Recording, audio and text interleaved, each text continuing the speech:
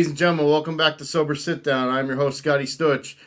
With me today is another hometown guest in my new edition that I just started of My Town, My Crew. And his name is Brian. Brian has a really good story. Brian grew up in the same town that I reside in right now, which is Old Forge, Pennsylvania, which wasn't too far from where I grew up in Pittston, Pennsylvania.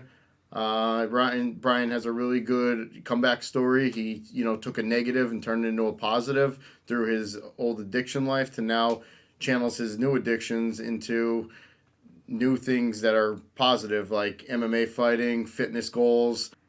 Brian has a food review page, which the link will be below in the description. You'll be able to see, and we're going to talk about that once he comes in. Ladies and gentlemen, I want to welcome from my hometown, Brian DiMattia. What's up, Brian? What's up, Scott? Thanks for coming down today. Thanks for having me. No problem, brother. No problem. Right. So, Brian, you grew up in Old Forge. I live in Old Forge now, 15 minutes from Pittston. Yes. You remember the good old days of Old Forge. Yeah, I do remember the good old days of the 80s, the 90s, cruising up and down Main Street. That's all you wanted to do. But yeah, Brian, we'll get right into it. How I like to start my stuff out is, we take it back in time. What was your childhood like? My childhood was good growing up. My parents were supportive.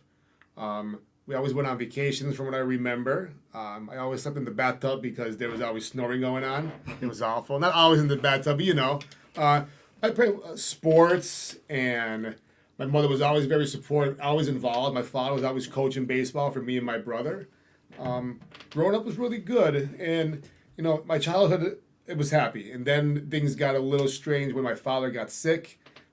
He had depression pretty bad for a long time, and pretty much throughout the rest of my school career. He got a little bit better for a little while, but then he got sick again. And then I just feel like that it's completely separated our family. My mother, I graduated high school. She filed a divorce immediately, and I understand it.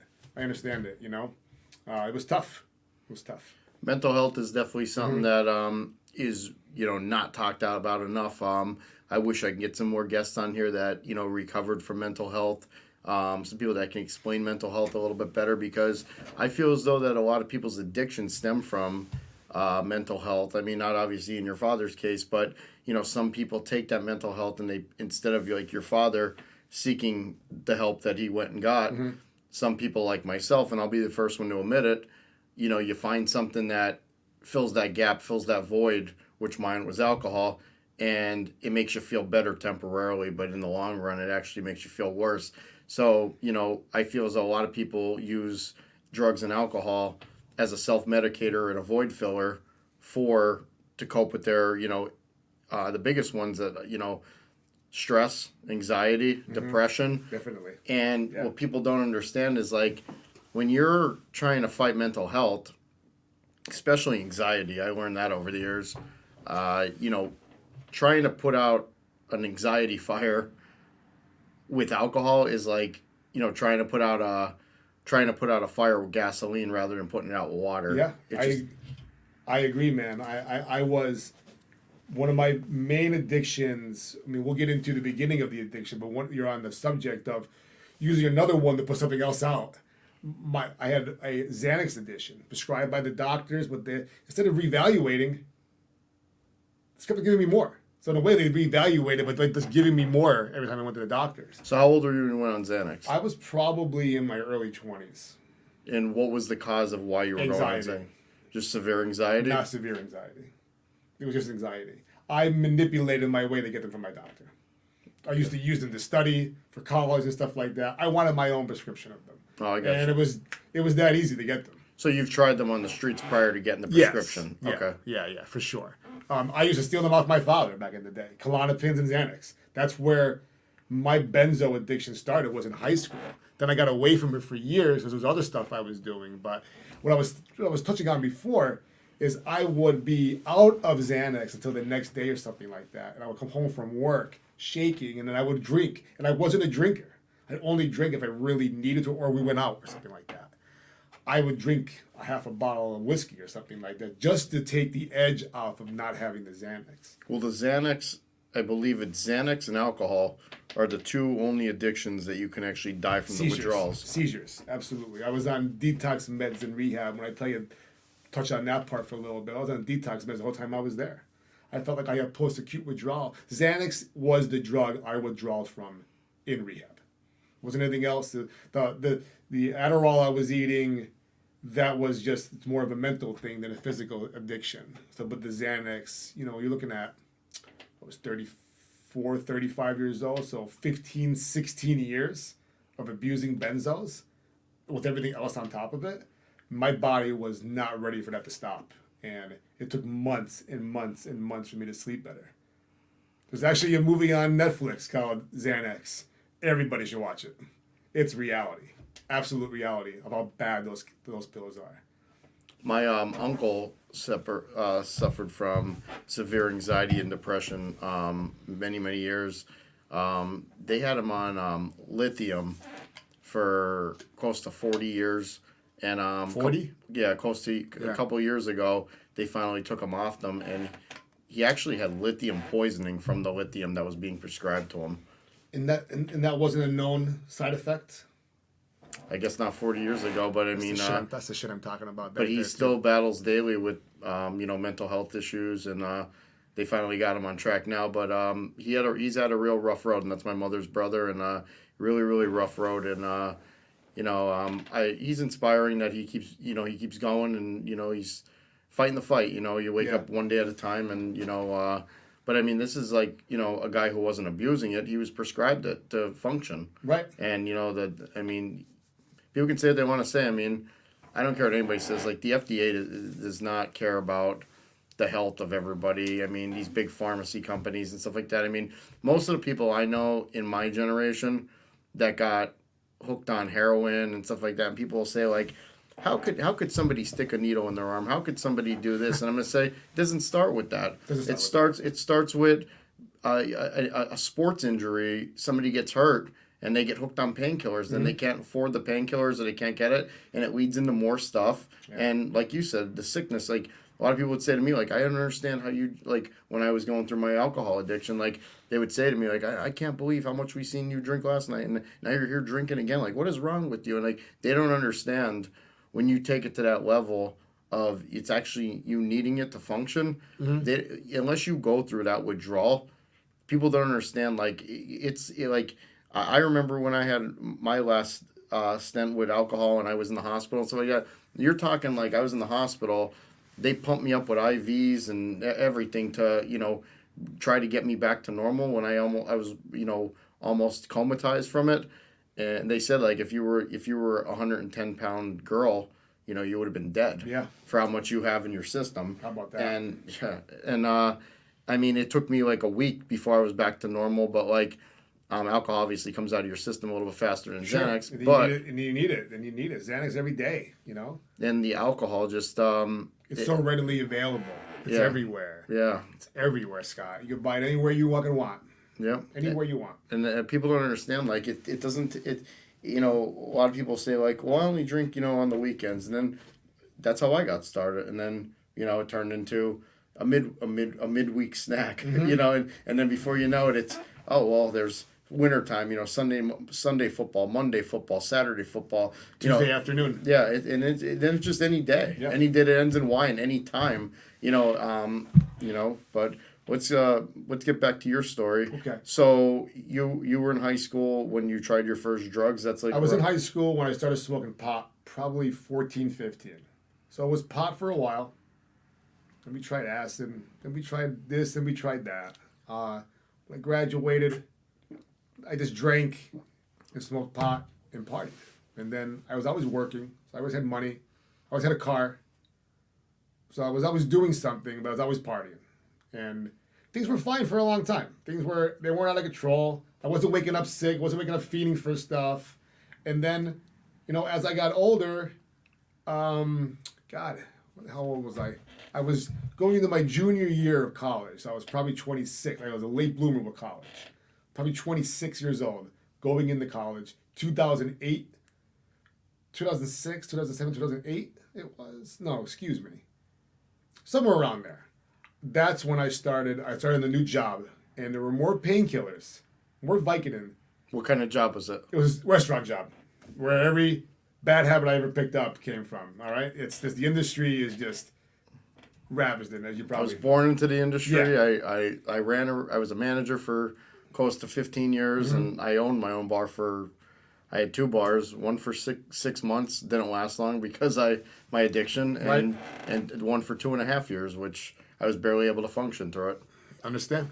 The restaurant, you get caught up with that crowd, those hours, and I remember I'm working and someone said, "Hey, you want a couple of Vicodin?" I'm like, "Yeah, I've had them before for recreational, whatever, But I used to take them a day or two, and I wouldn't see them again for months. My body didn't have time to adjust to them. Well, just like you said with the drinking, Monday afternoon, then you're doing it Friday afternoon, you're this, and then you're making excuses to do it. And then you don't care anymore, so you just do it. And I got those for one day. No, it made the night easier. I was serving tables. It made the night easier. The next couple of days, I'm like, "Hey, you got any more? I got any more of those?" Next day, I'm like, buying a couple, only at work. Now I'm taking them at work, at home, or saving the ones I got from work for home later on. You start getting crazy with them when you don't have them at all times. I always had the Xanax because it was prescribed to me. I always had them, and when I was running out, I would get more before I was out. Other stuff was harder to get until I started finding where to really get them, and that was it. Now it was I'd wake up to them. It got to the point where it was excuse me. Got to the point where it was at work, after work, and then one day I woke up. I was sick. Excuse me. One day I woke up and I was sick. That I had the flu. I'd never been sick from not having the pills before. Somebody I was talking to said, "Oh, you've been eating those pills a lot, have you?" I'm like, "Yeah." He goes, "That's why you're sick." I'm like, "Oh, wow." So instead of being like, "Oh, God, I'm done with those," I said to myself, "All right, well, I'll make sure I never get sick again." That's how far along. I wasn't even that far along in them. It's only a few weeks, but I loved the way I felt. So now I started to head towards. It's hard for me to explain. I headed towards the part of where I wanted to feel that way, to enjoy the things I was enjoying 2 weeks ago, but not highlight this now. Everything that I was doing 2 weeks before I started taking them are now elevated by me taking these painkillers. The cigarettes I was smoking at the time were elevated by being high on the Vicodins. The TV I was watching, the sleep I was getting. Do you know what I'm trying to say? It's elevated by that, and I couldn't get enough of it. Well, being that you're in the restaurant industry and you were saying, it was helping you wait on tables, and did you feel as though that some of that was like to cope with social anxiety? No, I worked in the restaurant business since I was 15, and I was pretty outgoing in high school. No, it was just something to do. I feel as though that, yeah. Something to do. For me, it was just something. It was something to do. I was okay always going to the table. I could get that 100%. I trained a lot of servers, and that's one of the main barriers to get over is going to that table for the first time. I started as a busboy when I was 13. Me too, bro. And then, dishwash, cooked, bartended. Everything. And you know what? I was, as I was going through high school, I didn't drink at all in high school. I was very focused on my goals in hockey. I hung out with girls. I fixed up cars. Found a lot of fun. I mean, we didn't you go back to, you were talking you and your friends would go out and party, go smoke pot, try this, try that. This was a whole different generation. I mean, I'm 37, you're 41. People look at our generation because we did have a heavy amount of drug use. Mm-hmm. And especially up here in the northeast version of Pennsylvania, in where we're from, there was a lot of woods parties, basement parties. Yeah, that's where most of it was. We didn't live near the beach. We couldn't go walk the boardwalk or nothing like that. So we live in a very depressing area, and we didn't have what these kids have now, with the phones, and we didn't have that. So we kind of had to make our own fun. And you went, you chased girls, you cruised the Ave. Remember cruising the Ave? Yeah, I love that I live on the Ave now. Yeah. I love cruising the Ave. I get to cruise the Ave every day. Yeah. Yes. I mean, you went to nightclubs, went dancing. Mm-hmm. You went to, you took a ride up the mall and walked around. Mm-hmm. You did stuff that was find your own fun kind of, and go on a hike, walk up Campbell's Ledge. But it's so funny. We talk about all these things that we were doing, but not one did I name. Cruising the Ave, had to go into the gym. Playing sports, going on hikes. you don't have to get high or drunk to do them. Right. But then it became a point where You wanted to. before you started doing any of these things, like, driving 2 hours and going to a Phillies game or going to a Yankees game or going to an Eagles game, you had to get effed up before you did it. Yeah. And it's like, why? Like you can go there and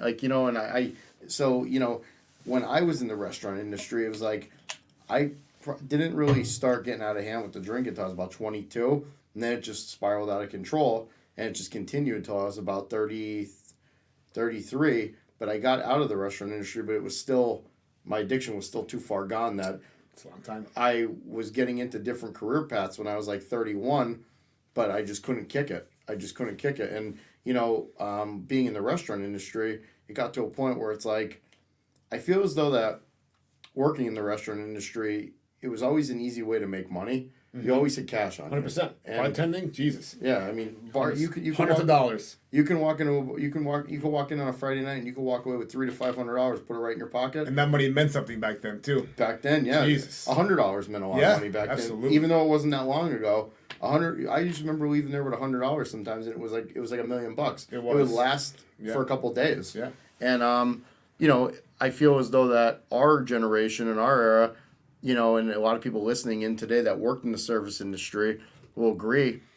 Everybody after work, whether you got out at midnight or 2 a.m, people were taking booze, and somebody's house was the after party spot. You're wound up. You're wound up. You're working 8-hour shifts, serving tables. You are wound up for hours after that. Everybody's trying to have a good time after work. Everybody's linked up together. Cooks trying to hook up with servers, bartenders trying to hook up with waitresses. Like, it was just, it was a culture. It's a whole. It's a life. It's a lifestyle. Yeah.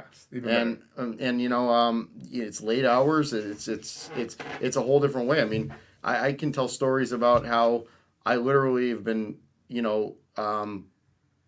cut off at bars at 11 o'clock in the morning. So he's like, how the hell could you get cut off at a bar at 11 in the morning? I'd be like, well, when you start drinking at midnight, when you get off your shift, drink all night with your friends, and then you go out to like those early morning bars at like 7 o'clock with the crew. The madness of that, huh? It's like people don't know, like, the restaurant industry is, like you said, it could be, I mean, if you're doing it for college, but then when you start getting into your 20s and it actually becomes a career, it starts feeling unfulfilling. You start seeing people that are your age that if you went to college and you made something out of yourself other than worked in the restaurant industry, I'm sure you can relate to this. Yeah. There was many times I was in my mid-20s and I'm like running into these people that I graduated with or went to school with, and they're, just graduated from getting a 6-year degree. They just got into a career landing job where they're pretty much set up now for the rest of their life. Yeah. They have a family, and here's me. I'm a bartender. I'm serving them drinks or I'm serving them food. Yeah, I'm making decent cash, but at the end of the day, deep down, I was feeling very unfulfilled. I understand. And what better way to distract that feeling than get buzzed up at work, and it gets you through the night. And the money is what kept me in the business for a long time. The money kept me in the business for a long time. It's like, I'm going to do something else, but the money kept me there. I was in college. I started college when I was 20. How was I? 22, 23. What'd you go for? I had my bachelor's degree in business and marketing. Marketing is completely different now. Like I was telling you about doing social media reels and advertising on there. I'm learning about that now. It's completely different than any marketing strategy used 10, 15 years ago, but the principles are still there. But it's a whole new thing you have to learn. You don't even need degrees anymore to get marketing degrees. And I'm going to we'll get into, I recently quit my job a month ago at the casino. Worked there for 8 years. Got a really good job to pursue a new career because I can't work in that industry anymore. I can never do anything in that industry ever again. I don't think, because of my past. I just think that it's a toxic environment for me. At 37, I really shouldn't be getting back into that industry unless it was, high-level management position or something like that. But even so, it comes with awkward hours. If you're trying to have a family, which I have a kid, she's 7, and it's just, I would not want to be working the hours I used to work and try and be there. You know what I mean? You miss so much. You miss everything. I missed a lot working in that business, in the casino business. And, I went back. So let me continue the story because it gets to a lot of good points when it comes to working and everything like that. So where was I left off? So it's high school. Now I'm in the college now, and for a few years everything was fine. In my early 20s, just boozing once in a while. I had a steady girlfriend for about 3-4 years. So I started college, and I'm in college. First couple of years were all right. I was enjoying it. It was fun. I was still working. I was still bartending, all that kind of stuff. So when I started getting really into exercising, really into my fitness, and I got into really, really like phenomenal shape. I got really addicted to it. What age were you at about this point? 24. So you were talking earlier. You were saying about you were taking pills because they started making you feel better, and you're like, you said you weren't that deep into them. I didn't mean to cut you off. I just want to try and timeline this. Yeah, for sure. So you were saying you took pills and you weren't that far deep in them. You were only a couple weeks in. You started because somebody told you you've been taking those pills a lot, and you said you were feeling like flu-like symptoms. Yeah. So you found out that if you keep taking them, they're not going to make you feel like shit. Was this around before or after you're talking about the fitness stuff? This is right. This is going into my. So when I started college, I wasn't in that great of shape. Then I got into great shape for about a year and a half. Then I started taking the pill. Everything was fine until it wasn't anymore. That's when the pills really started kicking into gear. Did you notice any of your activities starting to fall off? Everything, bro. Everything. Everything that I would do. The way I was eating, the way I was training. I wasn't going to the gym anymore. I remember the exact day I left the gym to go buy pills. And that was the last time I lifted for years. I'll never forget the day. I'm not going to say where I was. I remember lifting, getting the text message. Hey, I got those, but you got to come get them now. A year or so ago, I've been like, I would have never done that. I'll get them later. I'll get them off somebody else. They weren't that important to me. But now they were my life. The gym used to be my life. Work used to be like, the gym life used to be my life. I at least loved that culture. And work was just work. But my friends were close to me, but I started to not want to hang out with my friends. I don't want to go drink anymore. I don't want to go. I went to work because that's where I was getting my pills and my money, and the gym was just getting in the way of me being high on my couch in my living room, because that was that important to me, was to veg into the chair and watch TV for 6 hours and smoke cigarettes. I chose that for the longest time over anything. Now, did you start seeing, you kicked the gym, the pills are starting to take flight. Mm-hmm. Did you start, maybe you didn't notice it, but were you starting to see that? Did you see yourself slowly starting to become less, were you kind of like just going through the motions at work? Yeah, I actually, you see your efforts like. It's funny. Yeah, absolutely, Scott. I mean, to cut you off there. But I remember I was interested to be management with that company. I wanted to be management with them. I was getting ready to graduate college, and they were all about it. And I had the opportunity to interview for a management position, which would have been a huge pay cut for being a server there. But it was worth it to me. I remember going in interviews for restaurant management, and I'd always get, oh, you don't have restaurant management experience. Well, I worked for 12 years in the restaurant. I supervised the whole staff. I've done everything you need to do. You're going to hire someone out of college with a restaurant degree who never worked in the industry because they could do the number. My problem was the numbers part. But you put me in the office and teach me a couple of weeks, I could learn all the numbers, and I did that. You know what I mean? But I was always getting the runaround with that. I was getting the shaft with that, and I wanted this opportunity. I remember in the interview, I said my wine knowledge wasn't that extensive. I don't know why I said that, but that ultimately didn't get me the job, because that's a big thing. Instead of saying that, I should have known that. I should have learned that leading into the interview, and I didn't. I didn't care. I thought it was going to be given to me, no problem. But in reality, I was just fucking turning into a junkie. That's where I was going to get at. With, you can look at it at two ways, and I look at a lot of things at two ways. And like, this isn't to instill. This isn't to turn into a religious discussion for anybody that's like, believes in any other stuff. But I was raised Catholic, that's where I'm at. But like, through addiction, I learned like, if I actually sit there and timeline things, and there was a lot of opportunities like you're talking about that I thought was my only opportunity. Right. And I'm like, I didn't get that opportunity. So now I started like, that's when, when I was, and it was after the restaurant industry, I would want an opportunity, and I'm like, that's gonna be it. That's gonna be my setup for the rest of my life. When I didn't get it, I'd be like, well, F it. Now I'm going into high level mode with the addiction. But what I realized is if you timeline it, I'm not going to guarantee it because I'm not God, but in God's plan, which a lot of people talk about God's plan, you can look at it as, well, do you think at that point in your life, you'd be by God giving you that opportunity or you earning that opportunity to be a manager, do you think where you were at your addiction, do you think it would have lasted that long? No, it would have been a disaster. Exactly. I would have been. You know why it would have been a disaster?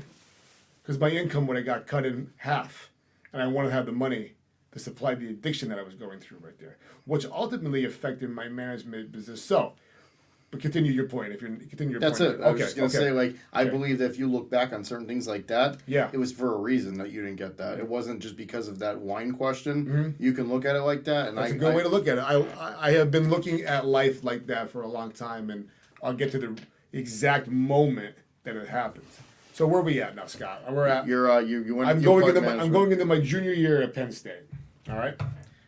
By now, full blown addiction with the Vicodin. This was after the management decline. No, that was after I graduated. Okay. So that was a couple years in the making. Okay. So I'm in school, and I go to school. I'm always taking the pills no matter what. I missed a lot of school.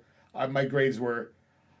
I'm not the best when it comes to school, so my grades weren't the best. I had like maybe a 3.2, 3.3 GPA going into my junior year. For me, that's very good. If I tried harder, I'm sure I would have did better, but that wasn't my discipline back then. So now we're going to my junior year, and it's just getting worse. Now my grades are C's and B's throughout the rest of the semesters, failing algebras, not going to class, trying to drop out of school and stuff like that. It would have cost. I would have to pay everything. I just stayed. But it turns out going to my senior year, still everything's the same. My life was exactly the same from my junior year going to my senior year of school. Chaos all over the place. All right. Same type of drugs. Maybe this, maybe that. But it was just a year or two of complete chaos. The groundhog effect. The same thing over and over and over again. You know what I mean? And I remember I was talking to a counselor there before my Thursday night class. She happened to be there. She happened to be one of my father's counselors back in the day. So she was able to clear up a lot about things I perceived about my father back then. My life is where it is right now, and I have no regrets about it. You can't because you want to be sitting here talking about inspiring other people. It's all about moving forward. And so, to focus so much on the bad stuff, but I mean, I had to get the bad stuff out there to lead to where the good stuff led to. So, going into my senior year, again, I'm a mess. I messed up relationships with people because my own insecurities when I was younger then, like, I just didn't believe in myself. I looked great then, even though I stopped working out a little bit. I still looked good. But maybe I didn't. Maybe I looked like shit. I didn't realize it because I wasn't working out anymore. I wasn't eating right. I was doing drugs. Relationships that I got into, my own insecurities probably ruined most of them. You know what I mean? Not saying it was always my fault, but a lot of the time it was my fault. Relationships, and that was a cycle for a long time.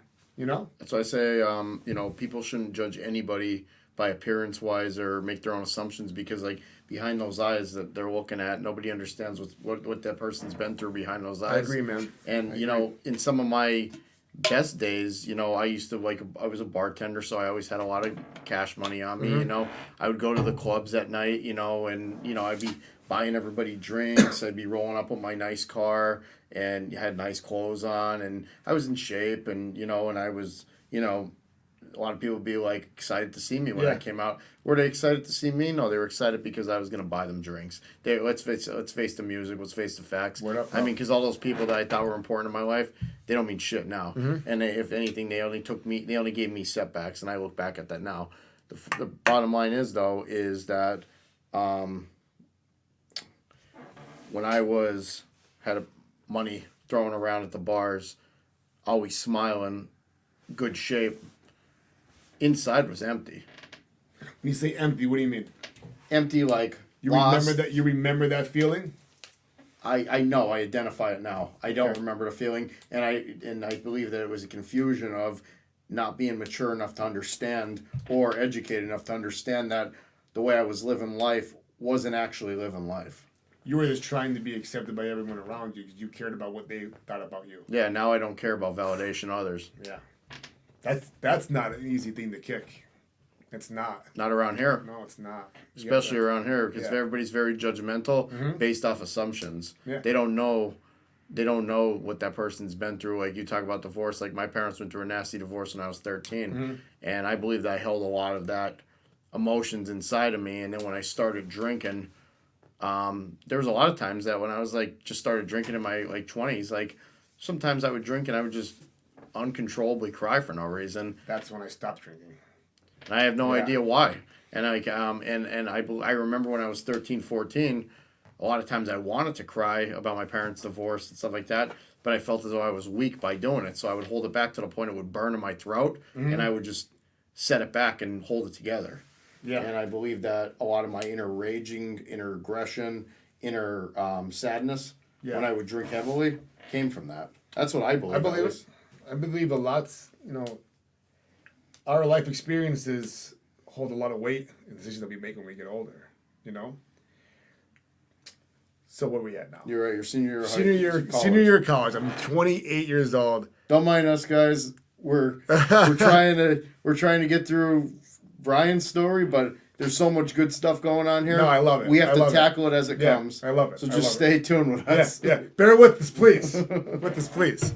I'm so senior year of college. I'm 28 years old. Now I just want to be done. It's a job to me now. I'm starting to. You want to be done with the school, or you want to be done with the drugs? Well, I wanted to be done with school because I was over with. I just needed to be done. I waited to take college. I waited to take calculus my senior year. Had me so stressed out 'cause I'm not good at it. Had me so stressed out the whole semester. I wanted to quit school. I think I was depressed in school. And the counselor that I was seeing, I said before, she explained about my father. Also explained about that I'm dealing with situational depression. So when she explained that to me, that you're just depressed about this situation because you're still getting up, you're still doing everything, but that one particular thing is bringing you down. It's just a situation. And Did she she was understand that you were involved in drugs? Yeah. Oh, no. No, I didn't tell her that. No, I didn't tell her that. No one needed to know that, but probably everybody did know it. You know what I mean? So I remember talking to her, going to my senior year. I'm just getting lost here. So finally graduated college. I didn't even care. I didn't graduate on stage. I didn't care. I just wanted to be done. Got my diploma. Went for the management position at that job. Didn't get it. Stuck around for a little while longer. Left to go work for Darden Restaurants. And when I started working for Darden Restaurants, things were all right because that's when I started taking the drug dealer that I was getting the Vicodin off of. I don't even care about saying it out loud. I don't. The insanity of that stuff. He stopped selling me the pills and started selling me the Suboxone. He told us, bro, I can't keep on selling you these because you're going to kill yourself on them. Here, take this. I don't know if he really meant it or that was his new drug of choice that he was selling and he was just marketing it to me. Whatever it was, it worked. And I started taking those. The cost went down and the high went up. I would take a little pieces of it every day. I feel like $1 million. I feel like I just took the Vicodins again for the first time. So, but that turned into, I need one every day now. Used to be a little piece. Now I need one every day. Well, Suboxone is something to block opiates for somebody that's addicted to opiates, especially like heroin and stuff like that. Yeah. But if you've never taken heroin or anything like that, it actually gets you high, right? Some people, not everyone, some people told me it didn't get them high. So it just happened to get me high. So actually, in the craziness of it, Suboxone actually leveled my life out because I wasn't always looking for it. I was never sick. It was a calmer high than the Vicodins. I could take them whenever I want. I took little pieces every day. I was high on every day, everywhere I went, all the time. Work, play, and sleep. I'd wake up to it. I had every ritual around. If anyone that smokes cigarettes, the hardest thing about quitting cigarettes is the rituals. For me, it was anyway. It was everything you did afterwards. Everything you associate any drug with, it's hard to break those habits. Is a big reason why people go back to it. One of the main reasons why I quit those Vicodins countless times, Scott. Countless times. Make myself sick, stay home for a week at work, be better for 2 weeks. But I didn't do anything else for 2 weeks. I didn't spend time getting my mind right. I never knew, I always say this is the best way to explain it. I never knew how to live my life sober. I wasn't always messed up. I wasn't always taking something, but I always had plans to do it, whether it was after dinner or whatever it was. I knew if I ate dinner, I couldn't take the pills for at least 2 hours. Three at the most. What they call that in addiction, setting reservations? Reservations is when you're like, oh, I'm going to stop taking that, but I'm going to leave them over there. Yeah. I had permanent reservations. I was always going to take them. I always had my days planned around them. And I thought it was for a long time. But the Suboxone leveled my life out as thick as it was. I understand all the problems were still there. I was mixing the Suboxone and the Xanax every day. Lethal combination. How I made it out of there alive, I don't know. But then things got worse. So I left Red Lobster, Darden Restaurants to go be a manager at Damon's and Collect Summit. Yeah, at this point in time, you know, Darden Restaurants, for people that don't know, it's like they own Red Lobster, Olive Garden, a couple big prominent restaurants.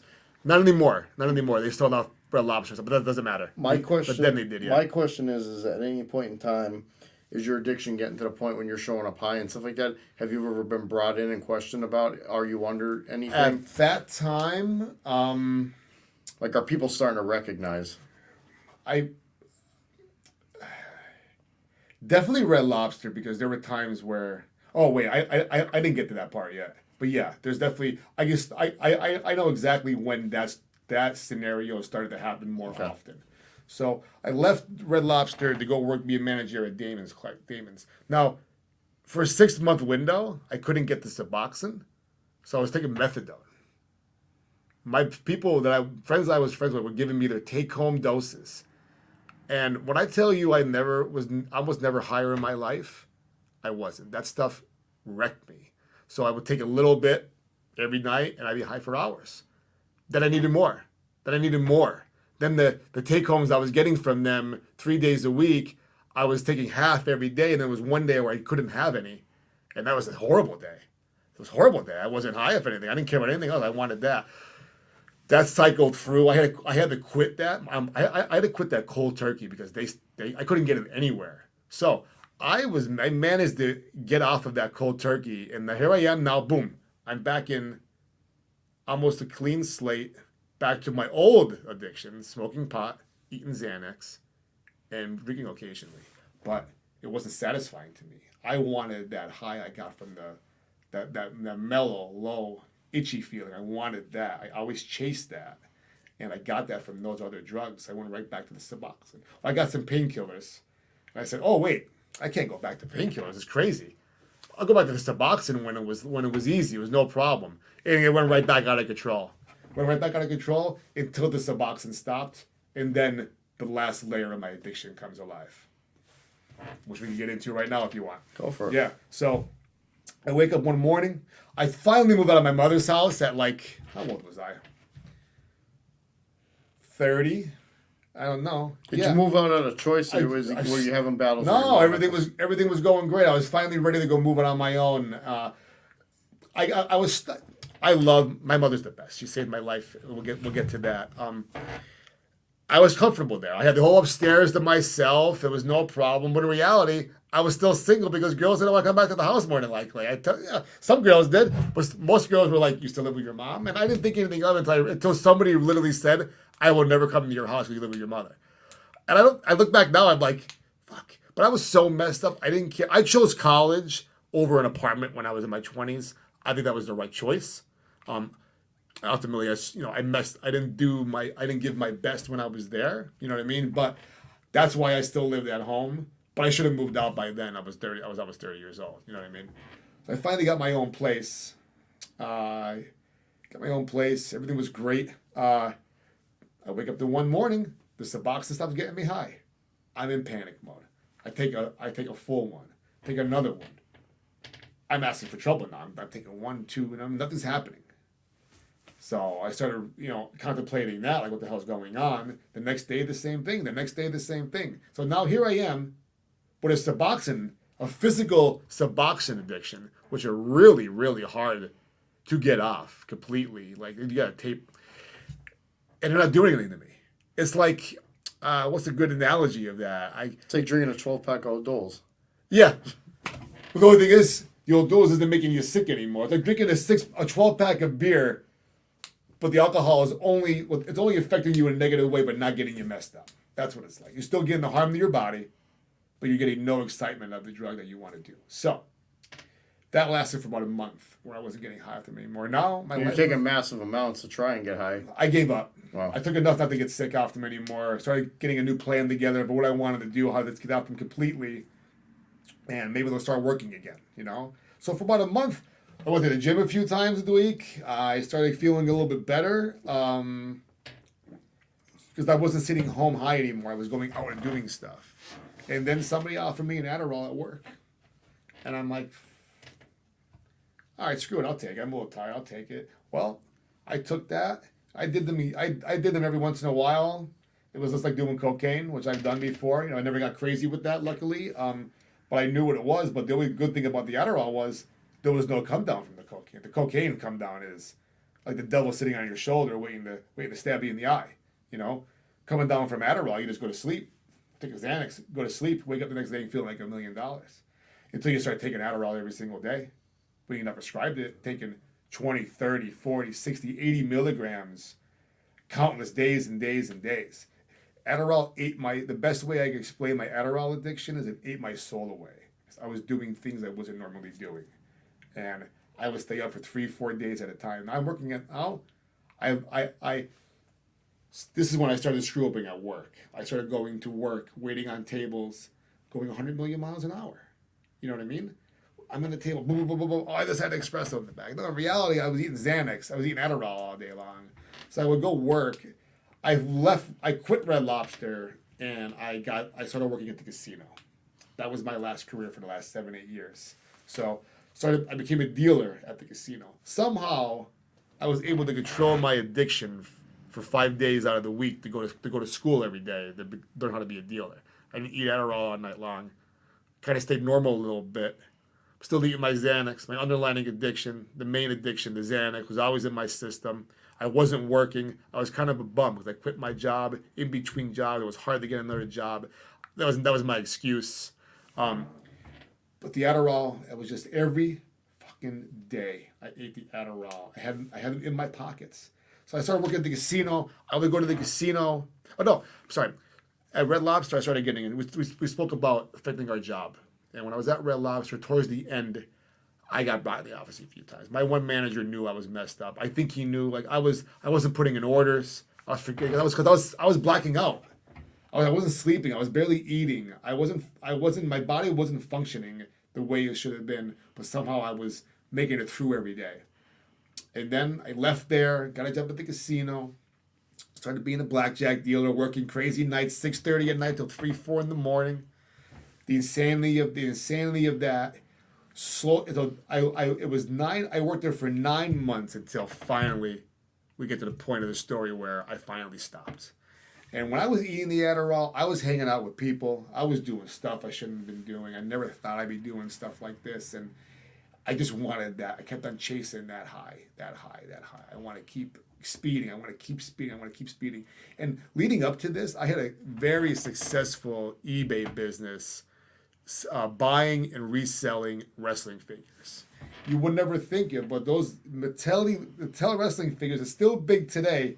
Some of those figures, I pay $10 for them, $20 for them, you sell them for $100 on eBay in a matter. You flip them immediately. I was making a fortune on those. I actually made about $32,000 in 1 year on eBay in sales, which I'll get back to that in a second when I pay my penance for that. But I was doing a lot of stuff I shouldn't have been doing. Shoplifting every once in a while just to get money to pay for this, pay for that. This is while you're working at the casino? This is while I was working before the casino, after the casino, before the casino, during the casino. There was about a year where it was, the first half a year eating the Adderall wasn't that bad because I wasn't doing it all the time. Then it became a full-blown mental addiction to me. I don't believe Adderall is physically addictive. It's more mentally addictive. And please correct me if I'm wrong, but anyways. Then it's like I wanted it all the time. They were all over. I was looking for everywhere to get them. I had a stockpile of them, and then I would have my routine. I would work 3 days a week. I was part-time at the casino, but that was really good money back then. I worked 3 days a week, maybe 4.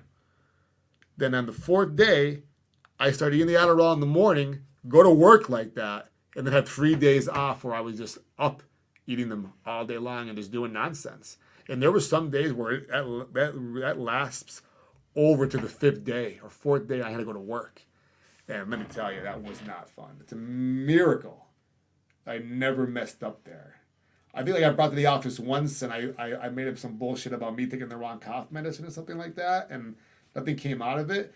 Actually, years later, the same manager brought that back up to me. I'm like, I don't remember that at all. And then after thinking about it for a few days, I started to recreate it back in my mind, and I pictured myself down there. But finally, I forget where I was, Scott. You were saying you were doing things you shouldn't have been doing. Shoplifting, hanging out with these people, doing stupid things that they're doing, and it's a miracle. I'm so lucky when I was in my Vicodin addiction that I had a bad experience with what's the other pill? OxyContin. I had a bad experience with one of those years before, and I ate a whole 80 milligram one, and I was sick for 14 days, it felt like. In reality, probably 2 days. But I remember somebody saying to me why are you spending so much money on these Vicodins when you can spend less money on these pills? I'm like, bro, I almost died wearing one of those. I know where my next spot is with those. And I am so lucky that I was never introduced to heroin, because a lot of my friends were already on it. I just didn't hang out with them anymore. People were talking about it. It was so popular then too.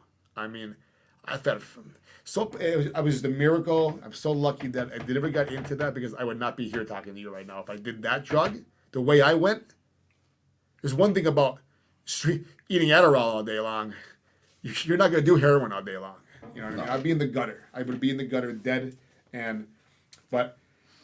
So here I am working this swing shift, eating Adderall, sleeping in through my alarms, not making it in time, trying to find out, trying to get everything I want before I go to work all the time. I was always scheming something, I was making really good money and I had nothing to show for. I was screwing up my eBay business. I was using that money to buy my stuff. I was screwing that up. I was getting suspended on eBay for selling stuff too soon or reselling things, you know what I mean? And I really screwed it. I feel like I'd have a reselling eBay empire by now if I was straight back then, but things happen for a reason, So we finally, look at it. yeah. So January of 2015 began the spiral of me getting in trouble. What year was that about? 2015. Okay. Yeah, January 3rd, 2015. I remember pulling out of Toys R Us parking lot. Now, I'm still awake from New Year's Eve. Pulling on Toys R Us parking lot, making that left. I'm done in Wilkes-Barre now. Somehow, I woke up with the police getting me out of my car. I somehow either crossed over the medium or went all the way up, turned around, and I smashed into the lamp factory that's right there. The pole all the way to the right of it. You can picture it there, It's the middle of the day. It was the morning. It was snowing. I remember it was snowing that morning, and I remember I smashed my car that day. So I'm in the ambulance, handcuffed to the ambulance. I wasn't drinking booze, so... Just your first time in contact with law enforcement? My first time in contact as an adult with law enforcement. When I was younger, stupid shit happened, but... I just got caught with pot in school. That's a whole other story. So yeah, this is my first contact with law enforcement. So 2015, what am I, 30? No, I'm sorry. How old am I, 2015? Be 8 years 35 years old. So I'm in the ambulance. We go to the hospital. Told them I wasn't drinking. The cop said the cop told him I had a few cans of beer and some Xanax. The Xanax was true, but the beer, I never had beer. You know what's fucked up too? There were pills in my cup holder they never found. They were there the next day, which is amazing to me. They don't look around. Anyways, they took blood work, took the cuffs off. My mother came to pick me up. That was my chance to say to her, listen, Mom, I need help. And I did. I needed help so bad in the worst way. But I was like, if I ask her for help, then I can't get messed up anymore. Well, how am I gonna live my life if I can't get messed up anymore? So I didn't say a word. Told her tired from work, this, that, or the other, and I went about, and that's it. I got the DUI papers in the mail 2 months later. So now here I am, first time in trouble. Long story short, I was gonna get ARD, go to court, get ARD in June, blah blah blah. Went to my court date in June. Now here I am trying to fit in all the drugs I'm doing until I'm put on ARD, which I'll still be allowed to eat my Xanax because they're prescribed. So I'll just like, all right, I'll just get high on them for 6 months and do whatever, you know? Well, I didn't make it to June. I mean, I didn't make it to any of that because June 15th, I was on my last Adderall binge. And now, when was your court date? June what? No. I messed that up. I apologize. I was on ROR bail already leading up to the summer. For the DUI. Okay. I was on ROR bail. I was gonna get sentenced with ARD in September, I believe, of 2015. And I was just trying to stretch the summer out as much as possible. Not realizing I'm on an ROR bail. If I do anything stupid, they're gonna put me in Luzerne County Jail until the court date of a DUI, you know? I didn't realize. I didn't care. I just wanted to fit the rest of my life in. I was so out of control by then. I just didn't care. I want to get a picture of my mugshot when I get to that part of the story because I was like, I look like Skeletor. I didn't want to hear from anybody. I look great. No, I'm like 170, man. I'm looking good. In reality, I'm a twig. I was eating food in the year, you know? So I forget what morning it was, but I got the idea to go to Mount Airy Lodge Casino with somebody and drink and gamble when I've been up for days. Well, we get there. I went to immediate. By this time, I black out a lot. I used to wake up, before I finish off the drug part of my story, the insanity for that last year, like I said earlier, there were times where I would wake up on my living room floor, the door open, and my car still running in the driveway. Most people would be blown away by that. It happened more than once. Most people would be like, whoa. You know, all right, I got to reevaluate my life. Like when you say blackout, like is it because like your body was getting pushed because of the Adderall? I was pushed, and then finally your body would just collapse out of exhaustion. Well, I used to do a lot of weird stuff with my blackouts. I would wake up to it, so it wasn't just me driving home, getting out of the car, going into my house, and passing out on the floor. It was more like I don't remember driving home. Never mind leaving my car my car running in the driveway with the door open. And me coming into my apartment with my apartment door open, me pass out on the floor in the middle of the night. No one saw the car. No one did this. No one did that. It's amazing that nobody's seen any of this stuff. You know what I mean? The car door might not have been open. I don't remember, but I know the car was open. It was running, and I get off the floor, and first thing I do, thank God I still have some Adderall, and I would take them. Then I would piece together the rest of my day. There were times where food be made, pasta be made. I had three Cadbury eggs unwrapped in the sauce, in pasta sauce with meatball, with pasta underneath it. So in my blackout, I came home, I made pasta successfully, washed the strainer, washed the pot, put the pasta in a bowl, put sauce over it, and unwrapped 3 Cadbury eggs, and put the Cadbury eggs in this. Those are the two. They might not seem that fucking crazy, but that's some crazy shit right there, man. Well, so that's some crazy shit right there. So to rewind before we get off topic, so it's June. You wake up and you decide you want to have some beers, which alcohol was never an issue for you. You go to Mount Airy. Right. So yeah, those two stories of the insanity of where my life was. Blackouts everywhere. Right. Anyways, get up, go to Mount Airy. We're sitting at the bar. The last thing I remember is the guy made me. What was that drink at Julia's? The Jonestown Punch? Something like that. It was. Remember Julia's in Old Forge? Yeah. Jonestown Punch it was called. I think it was called. Delicious. He recreated it for me. I remember taking a sip after the tequila shots I was having. Now, this is me up for 4 days. Barely any food in my stomach. I'm drinking tequila because the person I was with, they wanted to drink. And like to make it clear to the audience that was listening in, you never had an issue with alcohol. I was never an everyday drinker. It wasn't my drug of choice. The only time I drank, because my boys were going out to drink, and within that 6-7 month period, it always ended in me having a breakdown, crying, making a fool of myself, or something along those lines. So you're on Mount Airy, you take a sip out of there. Sit in Mount Airy. I go to instant blackout. I remember. The only thing I remember is coming out of my blackout, surrounded by security, asking them where my friend is. So your friend is sleeping it off. When they wake up, they're gonna drive you home. Until then, you're staying with us. You should know better. You hold a gaming license at Mohegan. You should know better than acting like this. Back to my blackout. I remember driving home. I wake up a little bit, see the person driving me home, and that was it. And then Was that your friend? my friend, yeah. And Now where did he go? Do you have a room or like? we got a room. We were there for the night. Why didn't they let you go up to the room? Bro, I heard what I did afterwards. I'm gonna get to that. Okay. Now let's cover that real fast. Turned out that I was just so out of control. I came up to the room, I'm crying, I'm sitting on the floor, and I burned the couch with the cigarette. That was my $200 of room damage that I had to pay. I'm not allowed in Mount Airy. I had never been allowed back in there in 8 years. I always try to call. I know they had a security. They won't even return my phone. They won't allow me back in. Now, the person that I was with told me that. I asked them, you burned this, you were out of control, you were doing this, I couldn't get away from you, whatever, right? Which is embarrassing. And that was it. The security got me, and that was it. When I got home, I guess he stopped to get gas, and I must have left the car. I started walking. Now I started to remember a little bit. I remember walking home. We're in 04s probably. My aunt and my uncle used to live on Main Street, right next to ABC Kitty Campus, that beautiful house. Yeah.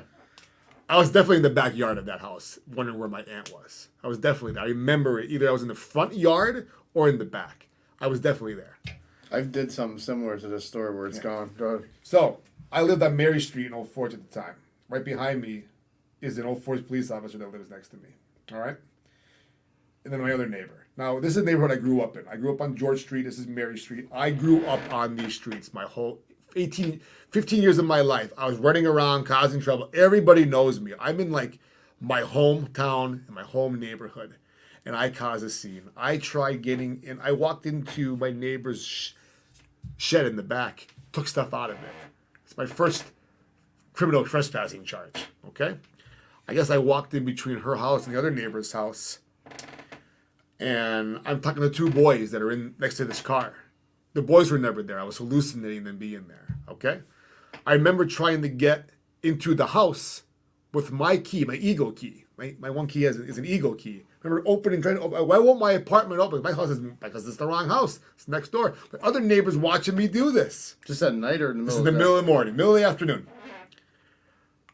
I guess I started walking up the street. My other neighbor in the corner, who was my landlord, my best friend's mother, who knew her my whole life, I was allowed to go in the basement to do my laundry. I guess I must have went down there and grabbed something. So I got arrested by that 04's police officer. I'm not going to name any names, but she's the one that lived next to me. She's the one that arrested me at gunpoint because I was walking down the street with a Yankee garbage can and bath mats in the garbage can that I took from the basement. Okay? In the middle of the day. And I wouldn't put it down, so they had to arrest me at gunpoint, throw me to the ground. I don't remember any of that. I remember sitting in the police car. Now things are starting to come real. I'm starting to come to a little bit more. Things are really real. Sitting in the police station, I know the Chief DeBurnus comes over and says to me, Brian, what the hell's going on? And I went to high school with him. He's a little older than me. And I remember just telling him and the other officer, listen, I go, I'm done. Please. I'm done. I need help. Please help me. I could cry right now just thinking about it. I'm like, my mother comes down, she's crying mess, this, that, and the other. I was like, just please help me. And the cop that arrested me helped me in the weirdest way. She pressed full charges on me. 4 counts, 2 or 3 counts of felony criminal trespass, attempted criminal trespass, public drunkenness, harassment. The main charge was robbery for me stealing the bath mats and the Yankee garbage can, but that got dropped immediately. Like that wasn't an issue, but it was an issue with the bail. You know what I mean? Initially on the sheet of paper, that was the lead charge. You know what I mean? That's 10 years in state prison doing something like that. I remember going through the motions of being in the police station in Old Forge. All I had to do was go to the bathroom, and they're like, we can't even go to the bathroom. Like, they kept me handcuffed to take a piss. And I understand that, but I was like, this is real now. Like, they don't care who I am or where I'm from or that we went to school together. Like, I'm a criminal now. And it's their job to put me down because I'm out of control. They put me in the car, bring me up to Lackawanna County Courthouse. I'm going through. The sheriffs are down the basement. down the basement. The sheriffs are bouncing me around, taking my jacket. I never got my jacket back, by the way.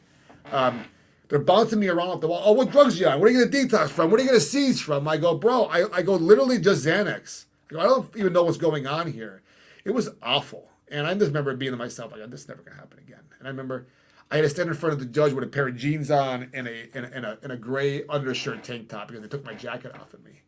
And she's like, you understand your charge? I'm like, no, I have no idea what's going on right now. My mother couldn't get hold of my lawyer fast enough to come down and take me there with me. She goes, you're going to be on $5,000 straight bail. Like, I don't know what that means. She goes, you have to call a bail bond. And I'm like, okay. So I remember, then I go to Lackawanna County, the jail. And here I am walking in there, and I'm in the little paddy wagon, that little bus, the 3 seats, people across. I'm handcuffed everywhere, and I'm still messed up from not sleeping for days and being on the drugs I was on and the liquor I was drinking, everything like that. And that's just the chaos of what's going on. And I get into the jail, and the one sheriff I went to high school with, I known her all my whole life. We're friends her whole life, and she's the one. She's making sure I'm okay, this, that, and the other. And I'm just like, maybe she's there for a reason, But we go through everything. I get my uniform. I get the uniform. They put me in a little cell. They give me some food. I'm like, yeah, I'll eat something. I'm starting to come to a little bit. I passed out. I wake up, and there's another guy in the cell with me. I'm like this. And I'm like, he's running this, doing this. And I was so weak as a human being then, physically, that anyone could have beat me up. I remember that because I remember we were arm wrestling the one day at a bar months ago, and I couldn't beat anybody. And I used to be the arm wrestling guy back in the day. I couldn't eat anything. I was weak. It was disgusting. And I remember finally I get to call my mother. And she goes to me. She goes, I'll bail you out, but you're going to rehab. I go, please, I'll go to rehab right now. Please. I should have asked you that day in the hospital with a DUI. I need to go. I need to go now. So go back in. Then they started taking us upstairs. And my cousins worked for the prison system, probation officers, whatever they do up in Scranton, right? I remember there's 7 of us walking into the cells, 2 there, 2 there, 2 there. But the guy kept like holding me back a little bit. He's like, Brian, you go in there. Okay. I just feel like they were looking out for me a little bit because they're like, your cousin's here. Like, what's he doing here? He's not really like this, blah, blah, blah. I feel like they were looking out. Or it was just coincidence. Whatever it was. But that's when I think about it now. People were already starting to help me when I couldn't help myself. So I didn't get bailed out until the morning because something was going on there. It took that long. And I remember sitting there in the chaos of my mind now. I need to get out of here because I have to go to work. Well, in reality is my gaming license at work got suspended the moment I got fingerprinted in the barracks by the state police. Because you had felony charges. It was a felony charge, so I could not. My gaming license was no longer valid, so I got suspended from work, and that's when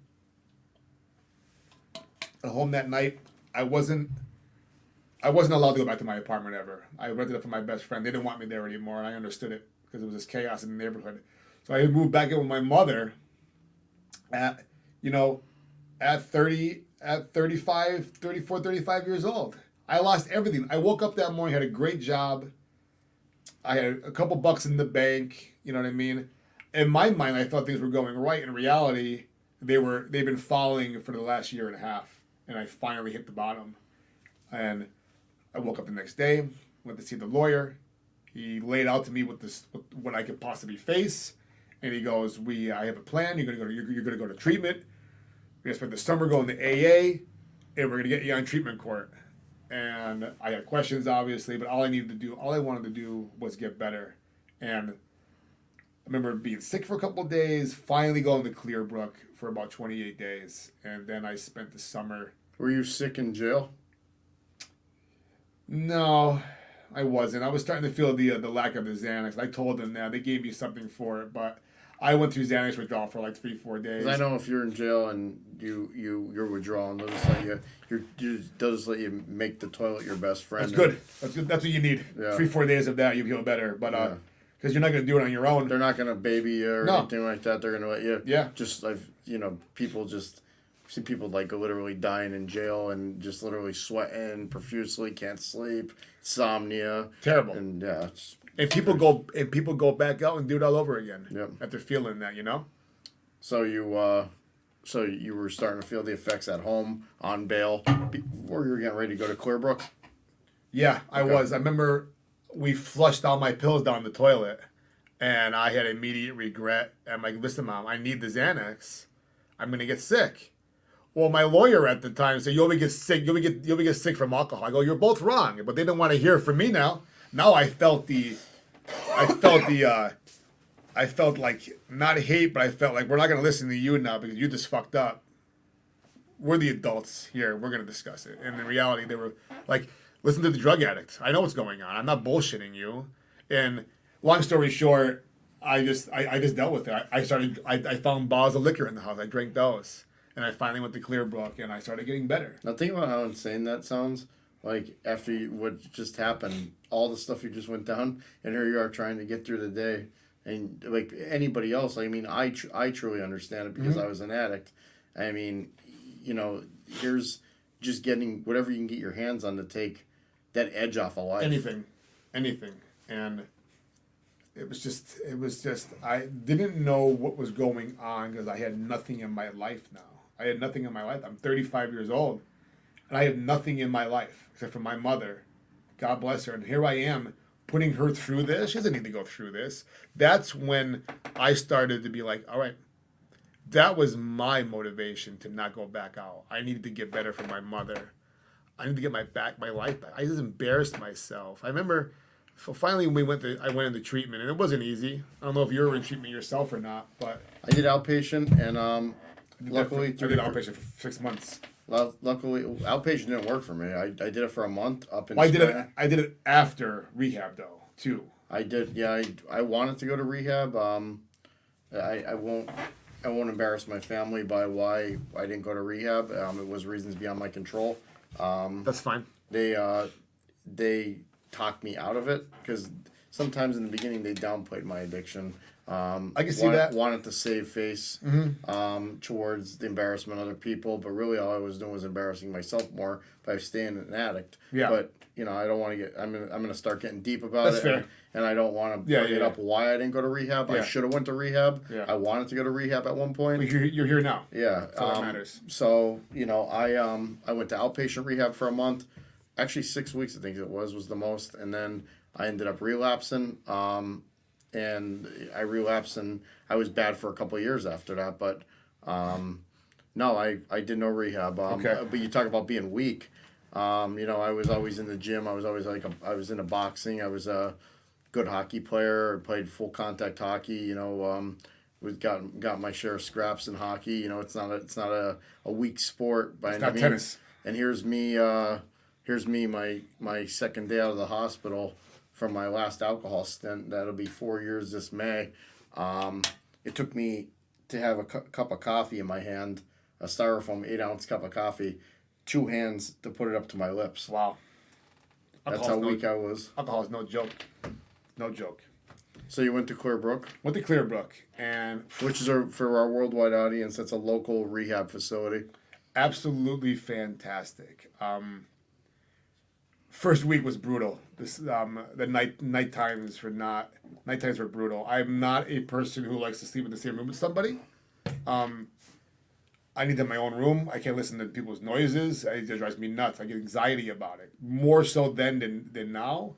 So I was already dealing with that, and they wouldn't let me have my earplugs because some idiot put the earplug all the way in their mind in their head, had to get it surgically removed. So they ban earplugs in their.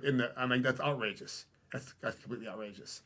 Well, for people that are struggling with addiction and are listening to this story, that right there should build enough strength to anybody, because the best way to grow is to feel uncomfortable. Yeah.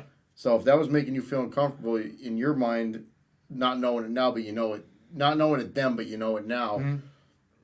You're saying to yourself right now, like, I never want to be sharing a room with somebody again. I never want to be in rehab again. So this should be all stuff that people are taking notice to, Yeah. looking around, getting the big picture, Right. you know, to want to grow from this. The big picture is you do not want to sit in jail. I did not. I sat in that cell for 24 hours maybe by myself, and the first half of it was I was still coming to, and I remember getting up, sitting there like this, thinking to myself, how the fuck did I get my life to right here? And then I started I had time with myself, because you're laying on that thin pad on that bed with no pillow. You're thinking to yourself, how did I get here? What led myself to here? And I told myself, I never want to be here again. And I was still a little messed up from that, but I was like, I never want to be here again. And that was my motivation every single day when I was in Clearbrook, uncomfortable for the first week. I was passing out everywhere during the daytime from my detox meds, but nighttime came. I'm awake. My legs are kicking. My arms are going. I'm taking shower after shower after shower. My roommate's being a prick. To recap what you just said, you said to yourself in jail, I never want to end up here again. I'll never be here again. But here's you going home on bail and grabbing liquor. And if you got picked up, you're going back. Yeah. I was in my bedroom. At my own Still house. though, what if you You're not wrong, bro. Anything could have happened. Like, what if you got a buzz off that alcohol and your mom got sick and the ambulance showed up with the cops and the cops seen that you were under? I mean, you know how old for just people You're talk. wrong. They're like, oh, we just were here. You know what I You're mean? not wrong. That's a good point. I didn't even think about that. Well, Yeah. And 'cause I always look at things now because I have a lot more clear head. Is whenever I approach something, because I've learned how to deal with stuff not numb. Whenever I look at a situation that's making me nervous or making me scared or I'm gonna take that next day. Like if I'm thinking about something for the next day that it's on my mind that I have to face, I'm gonna premeditate it to be the absolute worst point it can get to.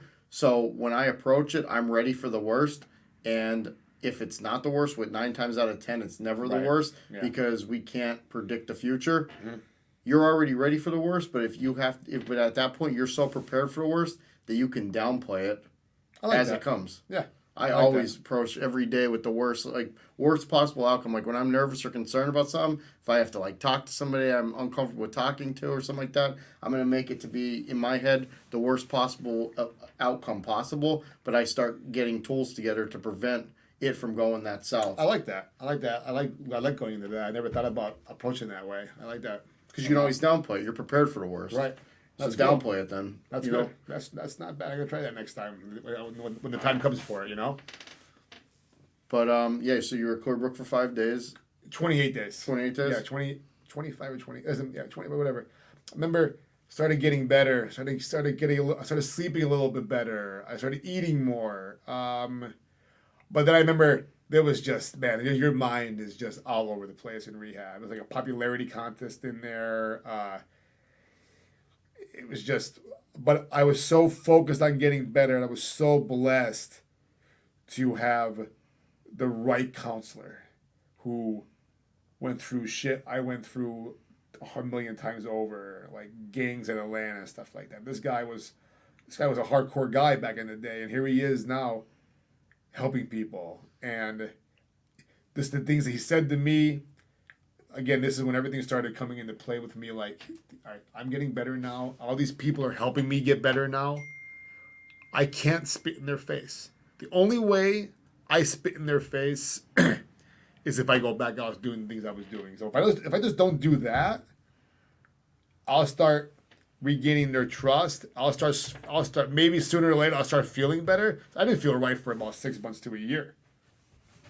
You got to keep it stupid simple. Yeah. Kiss method. I did AA every day, sometimes two, three times a day. I started to drive my car again, maybe a month after rehab. I just didn't want that in my. I just wasn't comfortable doing anything. And finally, and a big thing was my mother didn't trust me. She took me to the meetings. She wanted to pick me up, and then finally I started doing it myself and started to get a little bit of regular life back together. And I went to AA all the time, and I'll never have anything bad to say about AA. I was just able to separate it from my life after about 4 years of going there.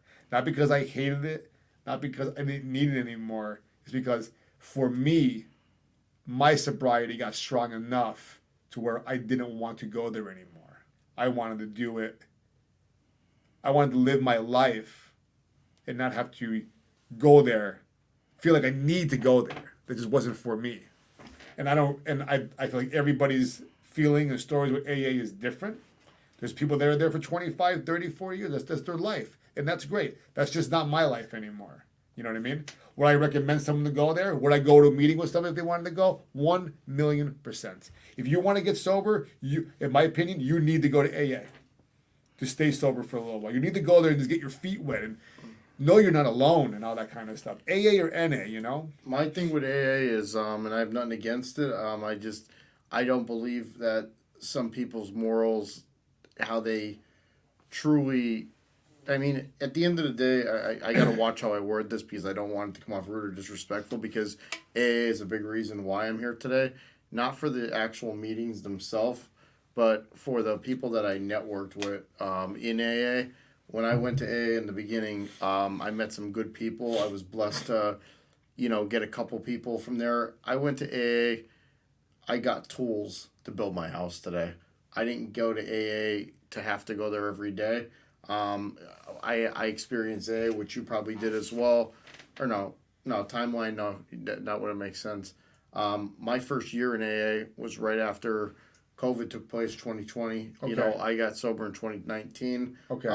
So I didn't have the luxury. They started doing those virtual Oh, meetings and stuff like you that. didn't have the actual go to the church, have the coffee. I did in the beginning, but you got it ripped away from you. But yeah, and then I started deciding. It's amazing what was deemed essential and when it was deemed wasn't, and that's not outrageous. Well, Outrageous. Well, Walmart's essential, but AA meetings are not. Well, then I ended up getting I went back to school 8 months into getting sober, and which leads me to believe that things don't happen for a reason. I went and got my CDL because I was trying to chase a career path that I can support a family on and do it right out of school without having to go back to college for 6 to 8 years, because my kid's growing and my bank account wasn't. So Right. I'm starting to look at into trades. I'm starting to look at whatever I can do to get out of the restaurant, stay out of the restaurant industry, but do something quick. So I seen they had certifications in plumbing, electrical, CDL, and I'm like, well, you know what? I don't mind driving, and I got my CDL. I got it for 6 months. I worked in my dad's restaurant part time. While I was doing that. So, I was going to school, keeping busy. And that's the big thing with addiction, is keeping busy, doing things positive for yourself. Yeah. But when I got my CDL, I didn't have the luxury. One night I'd be sleeping in the back of a truck in Buffalo, and the next day I'd be up in Vermont, then I'd be down to Virginia. I didn't have access to AA meetings, not knowing what time I'm going to get to certain towns. You can't drive an 18-wheeler all over town to try and find an AA meeting. People say, oh, yeah, you can locate one in any town, but it's not as easy as it sounds when you don't know what time you're showing up at certain places. I understand. And so that's when I started listening to motivational podcasts, and not sobriety ones, but people that, and the episode that's going to come out before this that I'm releasing tomorrow is, Bob Cordero, who's a local, guy. Yeah. He didn't suffer with addiction, but he went down a road where he did 11 years of pretty hard time.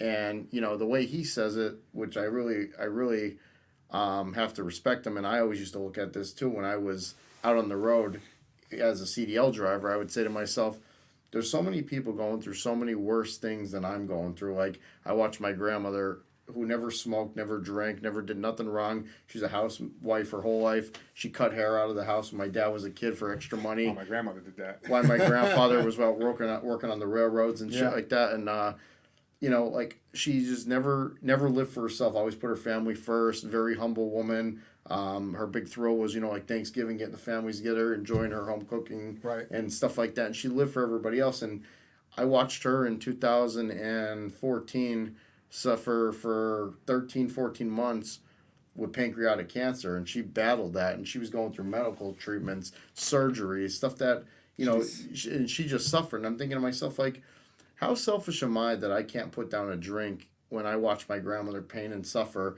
go through something she didn't deserve, nor did she have any control over. Right. So here's me whining like a little bitch because I have a little alcohol problem and I can't cope with it. Yeah. So I started listening to like motivation. I kept in network with.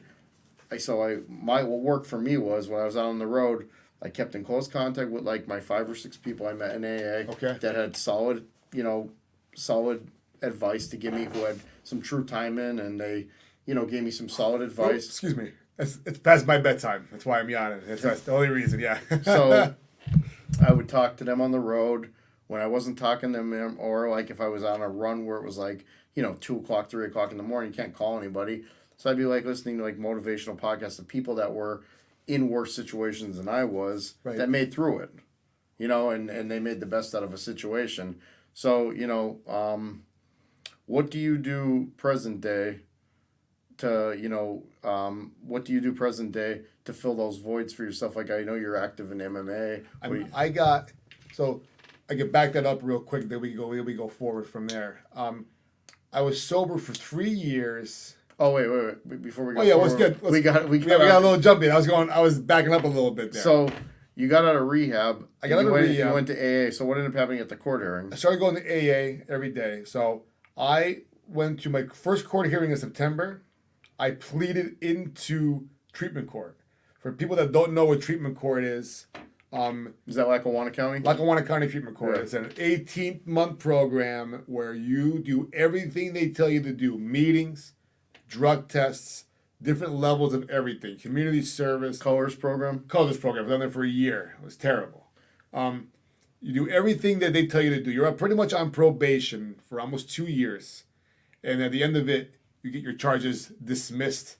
And then you have to wait either a year for a misdemeanor or 3 years for felony charges to be expunged off your record. So if you looked me up, if you looked it up, it doesn't come anywhere. It's gone. It was never processed. It's just, I was given that gift. To me, it was a gift. The option was go to jail or be on this program and have come out clean at the end of it. So in the meantime, I got that. Now Luzerne County wants to throw me in jail for the bail thing. Luckily, you get a good attorney. They know people, and I was able to work that out. I got a sentence for that. So here I am now. I'm on treatment court. It's September. I'm on treatment court. I'm suspended from my job at the casino. I'm living back home. I got no income. I got a very small partial unemployment. Like $245 every 2 weeks or whatever. Now, Right? when you were doing community service, they had some guy running it when I was doing it. I'm picking up trash from the St. Patrick's Day party. They got me picking up garbage in the middle of the streets. Yeah. I've never been so fucking disrespected and belittled in my life. I wanted to shove this guy's teeth down his throat so bad, but I'm on probation. Yeah. I'm if I do one thing wrong, I'm done. That's it. And people don't understand how belittling it is when you get to these types of situations. Like you said, like you're unemployed now, like you're getting unemployment. I felt like a fucking bum. But in reality, I was getting my life back together. I was starting from scratch. And a lot of people have a problem doing that. They make excuses, they don't do it, and they go back into the gutter. I just came from the gutter. I didn't like it there. You know what I mean? I need to get out of there. I need to do everything every day to be consistent, to get motivated, to become disciplined. And we'll get to that in a minute. So, I'm not working. I'm going to DAT's out program over in Scranton. So I wasn't working, so that's why I was doing community service for treatment court. I got to call up every morning to see if they call my color, and when they do, I got to drive there and go.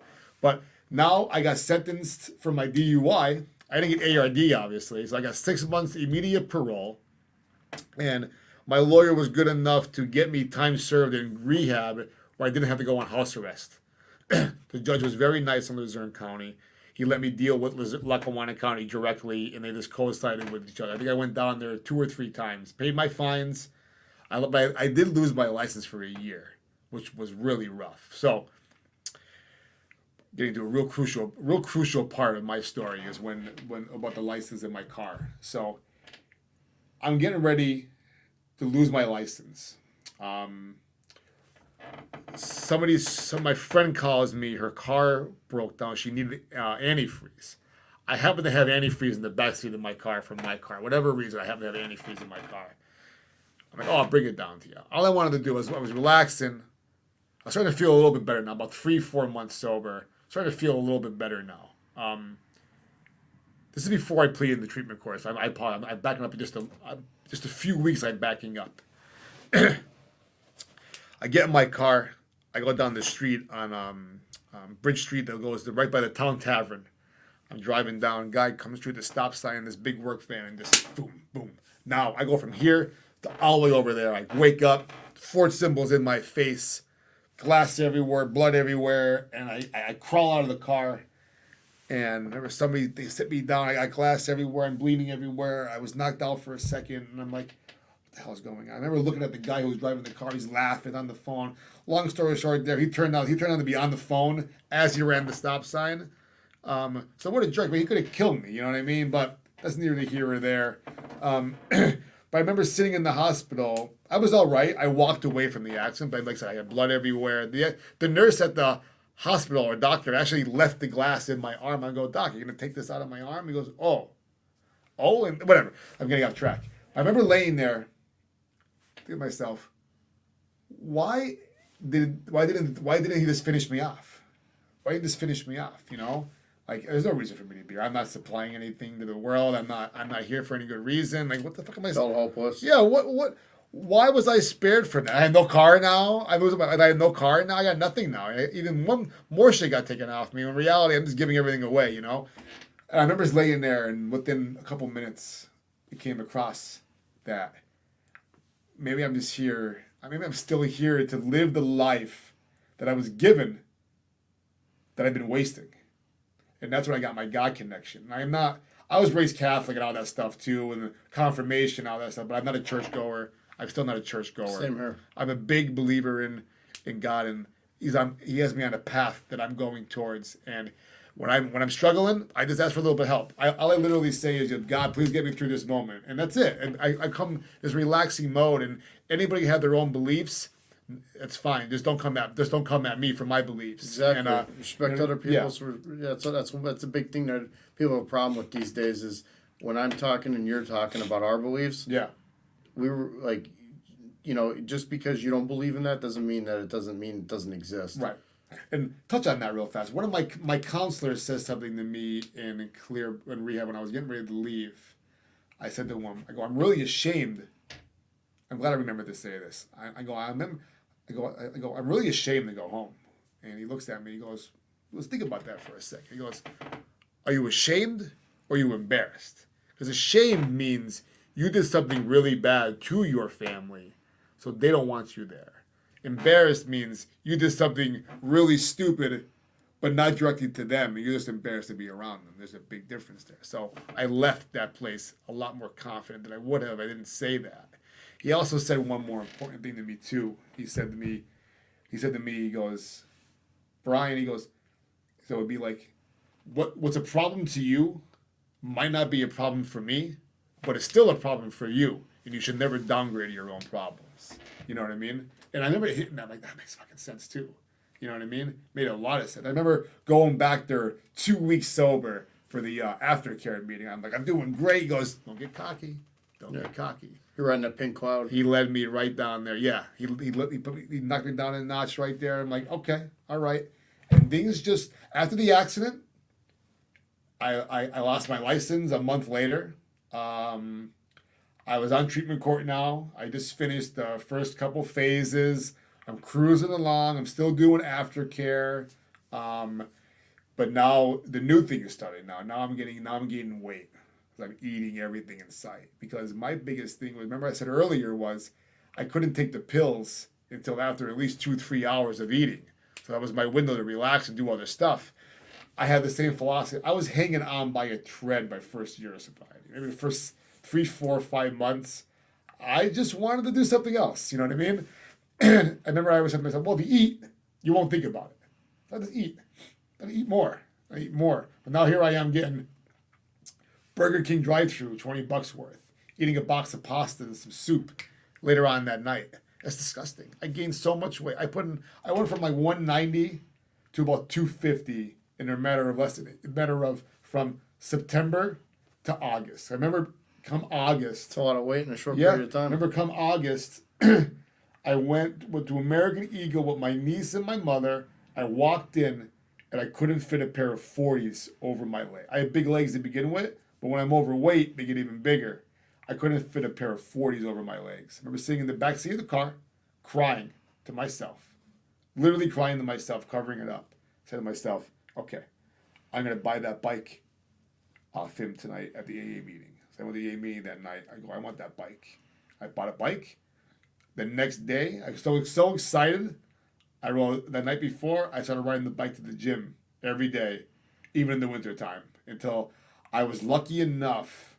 By now, we're about, we're how far along into it are we now? We're in it for a while. Wait, it was September. I gained about 30 pounds in a couple months. I really did. I didn't think about it that way. You said that.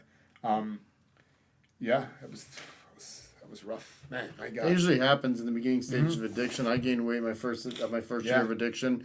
Your body starts trying to replenish those sweets. You used to get those sweet cravings because of the sugars from the alcohol, the sugars from the. Sure. I mean, it's all based down to you're taking one addiction and you're putting it into another because you're looking for comfort. Yeah. And people can say all they want. It's the truth. So then, I think your first year of addiction, I think a lot of people they put on their weight because they get addicted to sweets or. I was just eating everything inside, man. Yeah. I eat a whole box of Weathered Originals, man. You know how many calories are in that? About 4,000 calories in a box of Weathered Originals, double layers. Delicious. But it kept you sober. It did keep me sober. But I was getting unhealthy, though. And remember, so I had my license. Now, I start the process of going back to work at the casino. All right.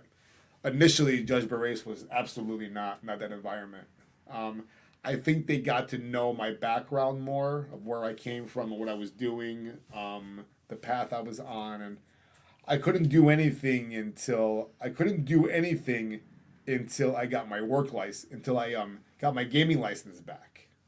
So I remember it took probably 9 months for me to get my hearing with the gaming board in Harrisburg. I had to go in front of the 9-panel gaming board hearing, and read over my charges and ask them for my gaming license back. Like Robert De Niro in Casino.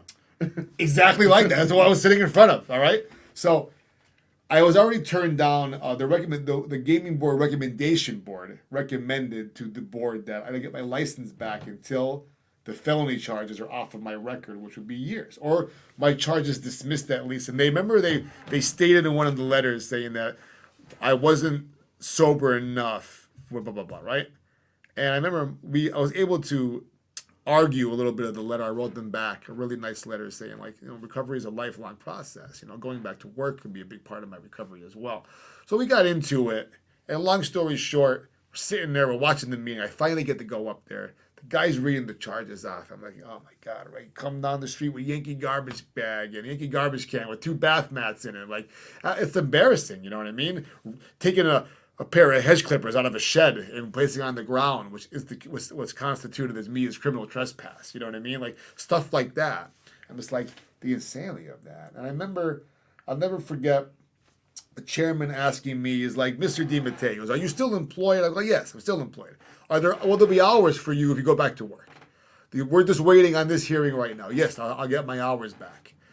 Because I get a motion. Some guy at the end stands, he goes, I motion to reject. I'm like, oh boy. To reject the recommendation board, this recommendation, and give Mr. DiMattia back his license as he's demonstrated, how sorry he is, and whatever word remorse, whatever words he used, and they all agreed to it. I got my license back. I was able to go back to work, to a job at that point in my life I loved. Remember getting my mother, hugging her right there in front of everybody, going out in the hallway. We both cried, and we went to eat lunch. I went home. I called my counselor and said that, they gave my license back. Okay, we have to see what the judge will say. And the judge let me go back to work at the casino on treatment court when I'm watching people not even be able to allow to work in a restaurant. So again, people putting themselves out there for me gave me more strength, just to keep on the right path. You work so hard to get to that point, and I want people to understand that, I get people that talk to me sometimes, they're 1 month sober, and I'm guilty, and you're probably just as guilty for it. You get your first month into sobriety, for your first couple weeks in, and you just think that life should just get better like that. Yeah. That instant gratification. Yeah. And life doesn't work like that. And people have to understand it. It took me literally 5 years. It was a year worth of still being active in addiction, and 4 years later, which where I'm at today, it took me that long just to get my life on track to the point where I'm only working one job now, and I'm able to fit my hobbies in that help me with my sobriety. Yeah. Still, that I still struggle with my thinking patterns. Like I get, inner aggression sometimes, which I counter it by not acting on my impulses of being aggressive or angry or anything. So I go to the gym. I come here. I talk to people that have similarities to me or similarities in my story. Important. This is a great like void filler for me. I spend time with my family. You got to stay busy, but like you got to continue to turn those negatives into positives. That's what the goal is. You can't dwell on the negatives. You have to see listen, something negative in your life could be going on for weeks or months at a time because you have no choice of it. You broke your leg, or something that out of your control. You cannot get rid of. You know what I'm trying to say? And those are around. You have to learn how to live with those and make them into a better, which I'm going to get to. I did break my foot once when I was training, and I was pretty down over it, but I turned it into a pretty big positive, right? So let's stay on the timeline because I'll get off track if you let me. So I'm just getting ready to go back to work. I'm on treatment court now for about probably almost a year. Maybe. No, maybe not. Maybe 6 months. Doesn't really matter. Doesn't matter how long I was on there for. I think I might have jumped around the timeline a little bit. But anyways, I'm going back to work now. But now I just lost my license a month or two before that. Driver's license, right? Driver's license, okay. Yeah. So now I was able to go back to work. Well, I didn't have a car to drive to work, so my mother will come home from work, because she worked at the same place, we had the same job. She'd come home and then bring me back to work. And then remember, Uber's costing too much money, or they're never around, the cabs cost too much money. So she would come pick me up at 4 or 5 in the morning if I couldn't get a ride home. Like, she did everything for me. Bought me the colors. And that's why I believe when I filed for once my license was completely suspended for 3 months, I filed for my temporary work license. And my lawyer told me, they don't give them out anymore. And in reality is that they've been giving them out more because they want people to work. I believe in my heart God gave me that license because he didn't want my mother driving me around anymore. You know what I mean? And I did. I remember getting the letter in the mail. I'm like, wow, my God! I open it up. It's your license, but it's red, and it says, whatever the hell it says on there. I was like, this is fucking unbelievable. And it worked out so well. I didn't have a car. The car got smashed. Never bought a new one because I was gonna have my license. So I was actually living off the insurance money, which was a blessing too. I remember now she would come home from work at 7. I didn't work until 8:30. I asked my boss, could you please put me on 8:30s 4 days a week? In which I got part-time at my job. I went back to work and I asked him, I'm like, do you know where I am on the part-time list? I know I was gone for a while. Like, we're going to ask you, do you want part-time? Do you want full-time? I'm like, I do want full-time. So I got full-time when I came back to work. I held my job for 9 months. Everything was lining up. So I was really excited about everything that's been going on. But here I am now, though, like 250 pounds, and I was physically unfit, so unhealthy, eating everything in sight. I was not happy with myself physically or mentally anymore. Well, mentally, maybe I was all right. If I have to be honest with myself, I was probably mentally all right, but I remember walking around the circle at the casino saying to myself, all right, you only have to do colors for 9 more months. You only got to do colors for 5 more months. Okay, you only got to do colors for 3 more months. Then I finally, like I said, I woke up when I found out that I couldn't fit into those pair of pants. That's when I started losing a bit of weight, but it took some time to get used to that. Then I started kicking into high gear. I lost all the weight I put on. I got back in the shape I was in. I was working out more. I got my license back. I remember I got my license back, and I spent that year cruising through treatment court, cruising through everything else, back at work. Everything's going right. I'm just behaving myself. I'm going to meetings. I'm going to work. I'm going home. hang out with my friends once in a while, maybe go bowling or do this or whatever, right?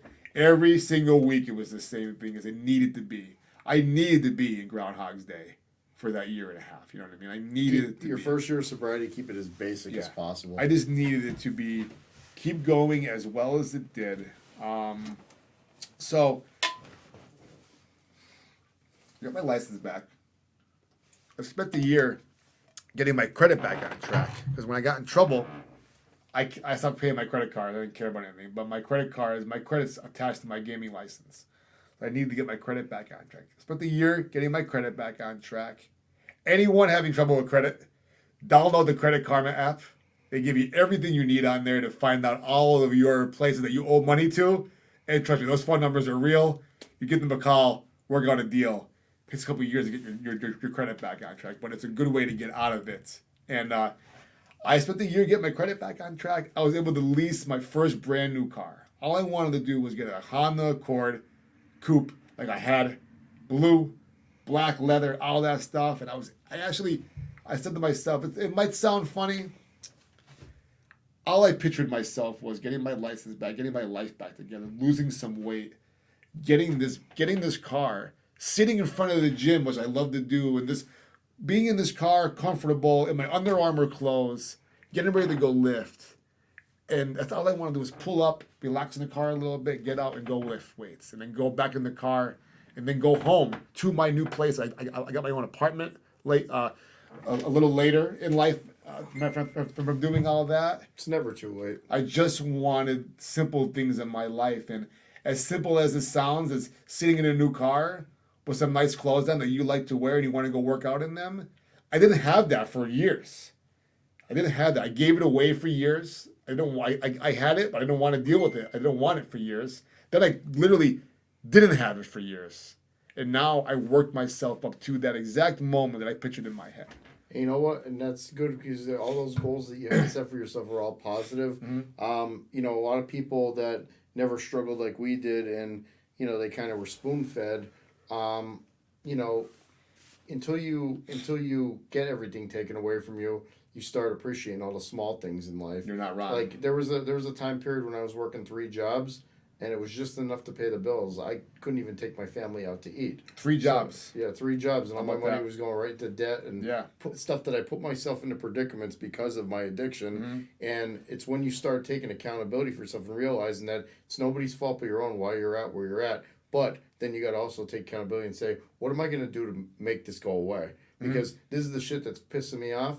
And now I'm going to have to figure out what I'm going to have to do to get out of this. And the only person that's going to help me is me.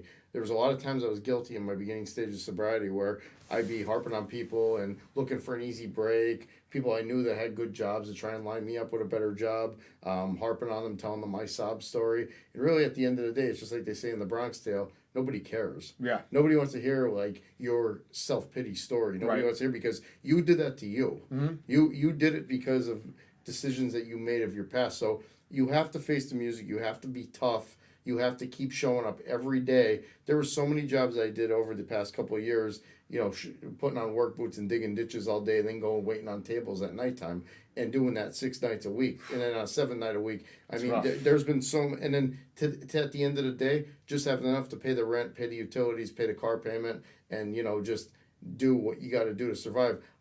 So now, like, when I'm able to pay the bills and work one job and take my kid out for, a pizza or something like that, that's all, like, that's basic. That's all something that I was aiming towards, just having, a little bit of comfortability, you know what I mean? Being able to work one job and go to the gym 5 nights a week with one of my best friends. It's amazing. It's just, people don't understand that some of that stuff that you take for granted every day, and for those people that aren't suffering with addiction, that have that stuff that me and him talked about, like you talked about, being able to go out and buy yourself an Under Armour shirt, have the $10 a month to have a Spotify app that you can upload your own music, get a playlist together. You wouldn't have your finances in order if you're still struggling with addiction. Yeah. You wouldn't be in the gym parking lot looking to get a great workout in and put yourself to the test and set new positive goals for yourself. Right. So that's where I was at then. Things were starting to come along really well. I remember I finally got the charges dropped. So now we're almost 2 years to the date from when I got in trouble. Here I am now. My charges are dropped. And I got to wait 3 years, 2 or 3 years to get my record expunged, which is fine. I wasn't on probation no more. I wasn't in the system anymore. But if I messed up, anyway, they're still going to be able to find those felonies, the charges. They're still going to be floating around somewhere. I'm sure they're floating around somewhere anyway. But you know what I mean. Legally, they'll be floating around somewhere. I'm like, I want to work hard, but I want to get those expunged. I remember I sold off a lot of my collectibles and paid off a little bit of debt, and I moved out to I got a nice apartment, and it was my first real home, because the last place I lived by myself, it was a home, but I slowly turned it into a shit show. But I finally moved in my new place. Things were going really well. Now I started to pack the weight back on now. My life was it was exciting living there now. I started dating more. I wouldn't date when I was living home. I didn't date for years. And finally I started to put myself out there more. I started to hang out with my friends more. But I also started to eat more. And I remember I didn't realize that I was in good upper body shape, but I was just big everywhere. And I didn't realize how big I was. And I remember finally we get up to, and things were going good. Sobriety was going really well. I was into it. The thought of going back out wasn't there. I was over all of that. I was still doing AA until my best friend overdosed. And one of my best friends overdosed. And I was at a meeting with him 24 hours before that. And now he's dead. We're both going to AA, and he's dead. I'm still alive. Why didn't it work? It's working. We're both sober for years. What just happened? You know what I mean? And that was the correlation or the connection I had of why I stopped going to AA. That was my last meeting. I didn't go back. Not because I was bitter, not because I was this, not because I was that, but I was questioning my own sobriety now. Like, is it time for me? I think it's time for me to move along from this. Well, how I connected that and why, I don't know, but it is. That's the reason why I stopped going to AA. But it was really sad to lose him the way that he was sober for years. He goes back out and does a little bit of heroin and he's dead. It's tragic, And so these were going. I wouldn't downplay that. You know what I mean? A little bit is a lot, Yeah. Yeah, you're right. No, I know. And my life was boring now. It wasn't bad. It wasn't good.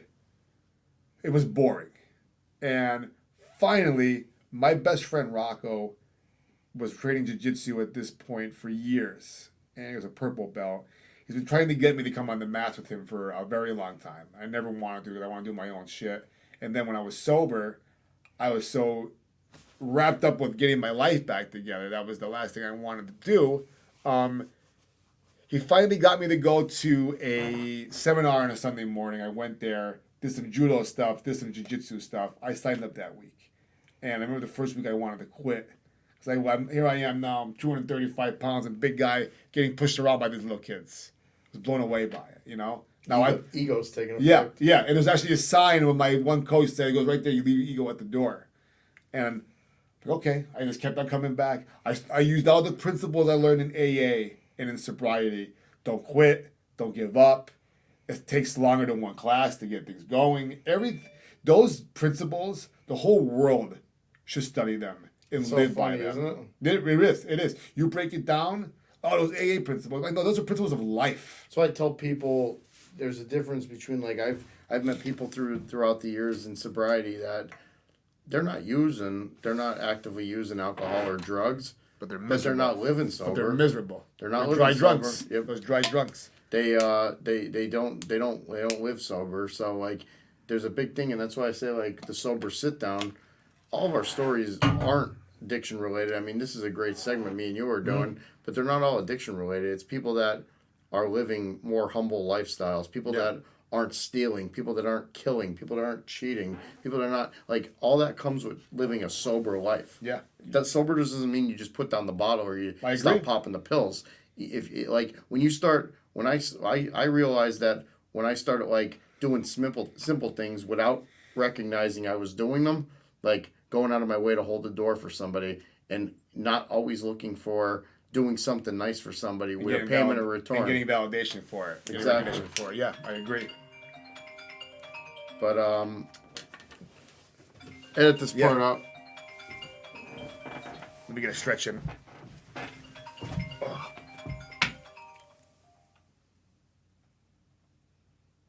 Yeah, what's up? Yeah, I'm just we're doing some really good content. It's almost done.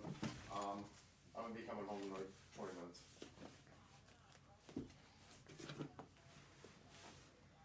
Yeah, absolutely. I'm here with Brian, and we're just finishing the rest of this, and we'll be out of here. I have my phone on the floor charging, so.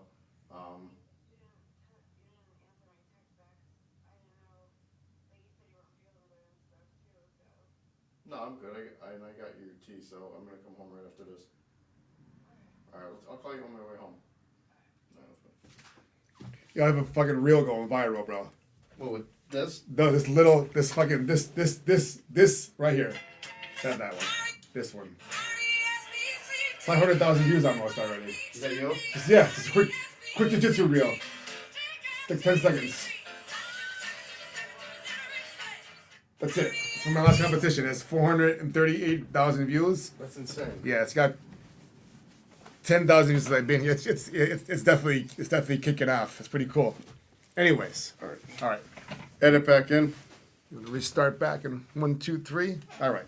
So I'm at the point in my life now where I'm working good, starting to pay off bills, put a couple of dollars in the bank. My friend finally gets me to go to jiu-jitsu, and we go there. I go there. I start doing it every day, a couple of days a week. It wasn't easy at first, like anything. It might have been harder than getting sober. I'm being sarcastic, but it wasn't easy though, you know? And I just started to embrace that into my life, and I started to make healthier changes as far as my weight was going again. It's not that my weight was always yo-yoing in my life. I was always in shape. Then I got out of shape when I got sober, or I got out of shape when I was running, doing the drugs. Then I got really big when I got sober. I lost the weight, but I got kind of bored. I got caught up with stuff. Actually, to be honest, I got comfortable with life. Was not a bad thing. That's exactly a great way to put it. Which was not a bad thing, because I needed that. I was comfortable. You know what it was? I used to make all my food for every day, but I would get 2 slices of pizza every night. Yeah. And I would just eat that every night, and maybe a candy bar. So I used to think that's the addict in my mind. I remember feeling a certain way if I didn't get my pizza or my Reese's. You know, that You're throwing away your everything, your routines. my routines, my everything was. I was still lifting weights. I was doing this, but like I said, I was bigger upper body, but I didn't realize what was going on below, and I was just like, wow, I remember I'm training jiu-jitsu now, and I was jiu-jitsu. This is when I get really into like the thick of the way things have been going the last 3-4 years, which have been fantastic. Road bumps in between them, but every roadblock I had opened up a new lane for me in my life. So you know, I'm training, and I do a competition, I do a tournament, and I'm like, wow, here I am now. I screwed up powerlifting in high school. I didn't continue doing powerlifting years ago. I started doing drugs instead. I got back into it. I quit football. I quit all these things that I was competitive. I love being competitive. And I quit all this. I walked away from all these things. And here I am now doing jiu-jitsu for a few months and doing tournaments now. I get my ass kicked because guys that weigh 235 in jiu-jitsu are 6'2", 6'3". I'm 5'9". They don't grow us too tall in Old Forge, you know? No. The water gives us balls and strength, but it doesn't really give us inches, you know what I mean? I love that. Yeah. So. In Kingston, too. Yeah, right? Oh, say water is going on there, right? So it's just like, all right, I need to get into smaller weight classes. And I slowly started to lose a little bit of weight here or there. And I've slowly been going down ever since, a little bit of stall outs.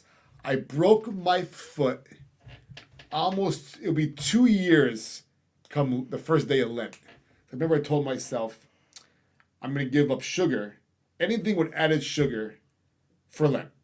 All right, so that was the all kind of candy bars, anything with added sugar. Like all this stuff didn't like. I was able to eat honey, fruit, stuff like that. But anything with added sugar. So I did, but I go to jiu-jitsu, I break my fucking foot. So now I'm in a walking boot and a cast. I never felt pain like that in my entire life. I had to work still. So I said, okay, I can't do jiu-jitsu. Now I was just getting into it though. It was finally like coming around, getting a little bit better, but I couldn't train for almost 2 months. So I'm like, okay, I'm gonna lift every day. I'm gonna eat great every day. Came out of that 6 weeks later, down 10 pounds, I felt fantastic. I didn't eat anything with added sugar again until my birthday, which was, was 2 years. It was not this August coming, it was like 2 years ago. But I went that long without doing it, but I started getting into better shape, started getting into a better mental shape. I quit cigarette smoking. I left that part out, but I was a cigarette smoker for 25 years. Newport box every day, baby, I quit smoking cigarettes to be 3-4 years now. That's impressive because that's something that like cigarettes and coffee seem to be a big deterrent of people getting sober. Yeah, but I was even going to AA still, and I wasn't smoking cigarettes anymore. No, was I going to AA still? I don't think I was, but I was done. You're right though. There's a big cultural part of that. But I was just done with them. I was smoking less and less in my new apartment, and I made the decision to quit smoking cigarettes, and thank God I did because it was killing me. Where was I? With you broke your foot. Broke my foot. So I'm lifting. I'm working out, getting my mind right. I'm learning to be more patient with things, and that's what really kicked off my love again for everything with fitness and everything like that. So I started getting to a little bit of better shape. Every time I lost weight, it improved. My jiu-jitsu improved, and my overall feeling of myself improved. I didn't have body image issues. I never really had that. I never went down that rabbit hole, luckily, because very easily with the minds that I have, you know what I mean? I just wanted to look better for myself. I wanted to feel better for myself. I wanted to look like I looked like in my 20s. And here I am now. I'm approaching 40. I'm 41 now. I was approaching 40. And I just started eating better and started working out smarter and training smarter. And then I found who is now my fiance, Shannon. She came into my life. Thanks, I appreciate that. She came into my life 1.5 years ago. And I remember the first month we were seeing each other. We were seeing each other for a few weeks, for about a month total. And then I was like, I remember I called her and I said, listen, I don't want to date anymore. I want to be single. And I always had the same process in relationships. Like, I seek the person out. They come out with me. I with them for a little while. I don't want it no more.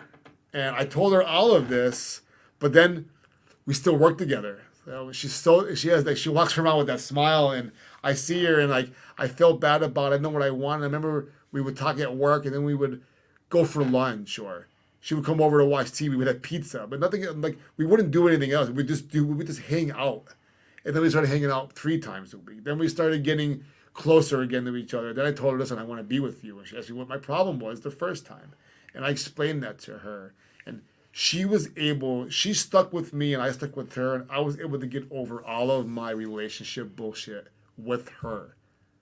And now we're gonna get married and start a family at 41 years old. You know what I mean? It's never too late. It's never too late. It's never been too late to be that competitive edge I have now. I have done about 20 some jiu-jitsu tournaments. And I only tell you what, I have lost more than I've won, but the wins is what brings me back. The getting better gets me back. And a lot of it came down to the last tournament that I did in Connecticut. I was the IBJJF. The IBJJF is like you playing football for the NFL, but you get to sign up for these tournaments. You know, it's not like they're inviting you there, but that's like one of the biggest federations in the world. Like they're the top notch, and I want to win gold medals in these tournaments. And these guys are not better than me. I get into my own head a lot. In this last tournament, my coach said to me is, you need to be more consistent with your training. Basically what he said was, 2 days a week, you're not going to compete with these guys. You want to be a champion, you want to compete with these guys, you need to train 3 to 4 days a week consistently. You'll need to kill yourself, but he's right. And I don't know if you follow the one mixed martial artist. He does the podcast, Jocko. You know Jocko? No, I'm really good friends with Derek Galanis. I don't know if you know Derek. I'm not sure who that is, but we'll both have to look up those guys when we're done here today. But this guy was in was he Navy SEAL? Don't quote me on any of that, all right? But he does a podcast, and he said something once, and I heard it right after my coach just said it to me about being more consistent. He goes, motivation doesn't get you going. Discipline makes things happen all the time, but consistency builds discipline, and then results keep you motivated for more results. Those weren't his exact words. Those were kind of like my words at the end there. But the whole idea is, you don't want to do it? Tough shit. Go fucking do it today. Do it again tomorrow. Do it again the next day. Do it again the next day. You're building consistency. Now you're like, let me go do that. Then you turn into you want to do that. Now you're being consistent. Now you're motivated to do it, which turns into discipline. Somewhere around there, and it just woke me up. And it's like, it's fucking right. And I used it with anything. I'm studying to. I just left my job at the casino. I worked there for almost 8 years. I was burned out by it. It's a sad place to work in all day long, watching people gamble. I think it's different for people, different departments. But when you're front line, watching the same people every single day play craps or play blackjack and pissing their life away. It's. I like to gamble. I can't wait to go play craps on a weekend over there. I can't wait to go play craps. But I'm once in a blue moon, you know. These people are there every day. It's depressing. It wasn't so much that.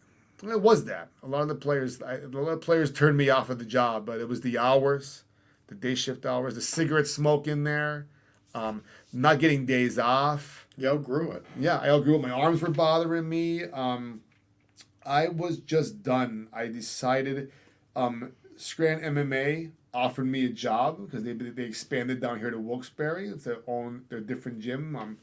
So they offered me a sales position job. I'm like, I remember when they offered it to me, I immediately thought about all the negative. This is only a few months ago too, and I've been trying to, and my mind's been really right for a long time now. But I'm like, we go back to the old me anyway. I could go back to my old ways of thinking when something happens. Like a switch goes off in my head. And I'm learning to, even if it goes off, I have to reel it back in and turn it off. Be like, wait, stop. So when they offered me the job, it was less money, no insurance, right? I'm like, oh, well, it's less money. It's no insurance. I can't do that. Then we talked a little bit more, and I went home. Talked to my fiance about it. And for 3 weeks, I stewed about it. I stewed on it for 3 weeks. And finally, I said to her, she goes, well, yeah, I feel like you're not the same like you used to be. Why don't you just call, tell me you'll do it, and we'll be fine. All right. Long story short, they hired somebody already. I'm the next on the list, whatever, right? So, but that got me going in my head now. I never thought there was a better alternative than me at the casino, making the money I was making, don't get me wrong, it's a good job, a great benefits, a good career to retire on, but if you make it that far. Because because you were comfortable, and because you were comfortable you were chasing your money and not your dreams. You can tell you're a very passionate person, and you're very passionate about MMA. So I think that's why you wanted to make the plunge into what you wanted to do. But you were not. I don't want to say the word afraid, but you were. Oh, afraid? No, Scott. We'll use that exact word because that was the word I was going to use. I was afraid of doing anything that puts me out of my comfort zone when it comes to that. You have to watch because of what your addictions. You got to watch if it's going to make you. You got to look at the happy medium, and that's why a lot of times I say get a pen and paper and write down pros and cons of any situation, anything that's playing in your mind. Write it down and see what you can do to overcome it. And it's like your pros and cons from what you're explaining to me right now is the pros of the situation was for you to get into a career that you're passionate about. The con of it is it's going to be a little less money. I didn't see any of the pros. I didn't see any of the. I'm sorry. Go ahead. Finish Then you sticking around the casino. Pro is more money. Con is you hate going to work. Yeah. You hate seeing what comes with it. I never hated waking up and going to work. It's when I got onto the floor and that first player made his bet the same way he made his bet the day before, and the month before, and last year. You know what I mean? That was it for me. And I remember I came home on came home on Christmas Eve. Well, before that, I always wanted to be a personal trainer when it comes to working out. I should have switched my majors years ago when I was in college, but I was too busy doing drugs, and I pissed all that away. I never pursued that. I told myself, my one coach, we just got done with practice. We're on the mats, and the owner of the gym is 30-some years old, 31 years old. He's one of the owners of the gym, and he's one of my best friends. And he's just so wise for the life that he lived. He's like, I was in college. All I wanted to do was train. I wanted to train every day and be a jiu-jitsu world champion. But my family wanted me to go to college. I remember sitting in college, and my professor asked a girl sitting in front of me, he asked her why she was here. And she's like, well, I want to be a dancer, but my father wants me to be a lawyer because of a backup. He's like, well, you're already setting yourself up to fail by being here so you're here for the backup plan while not pursuing your actual goals by not living in New York or something like that.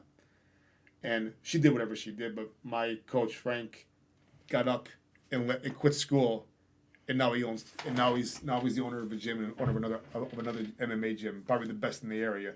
Scranton MMA, Wilkes-Barre MMA, probably the two best schools in the area. Wilkes-Barre MMA just opened up.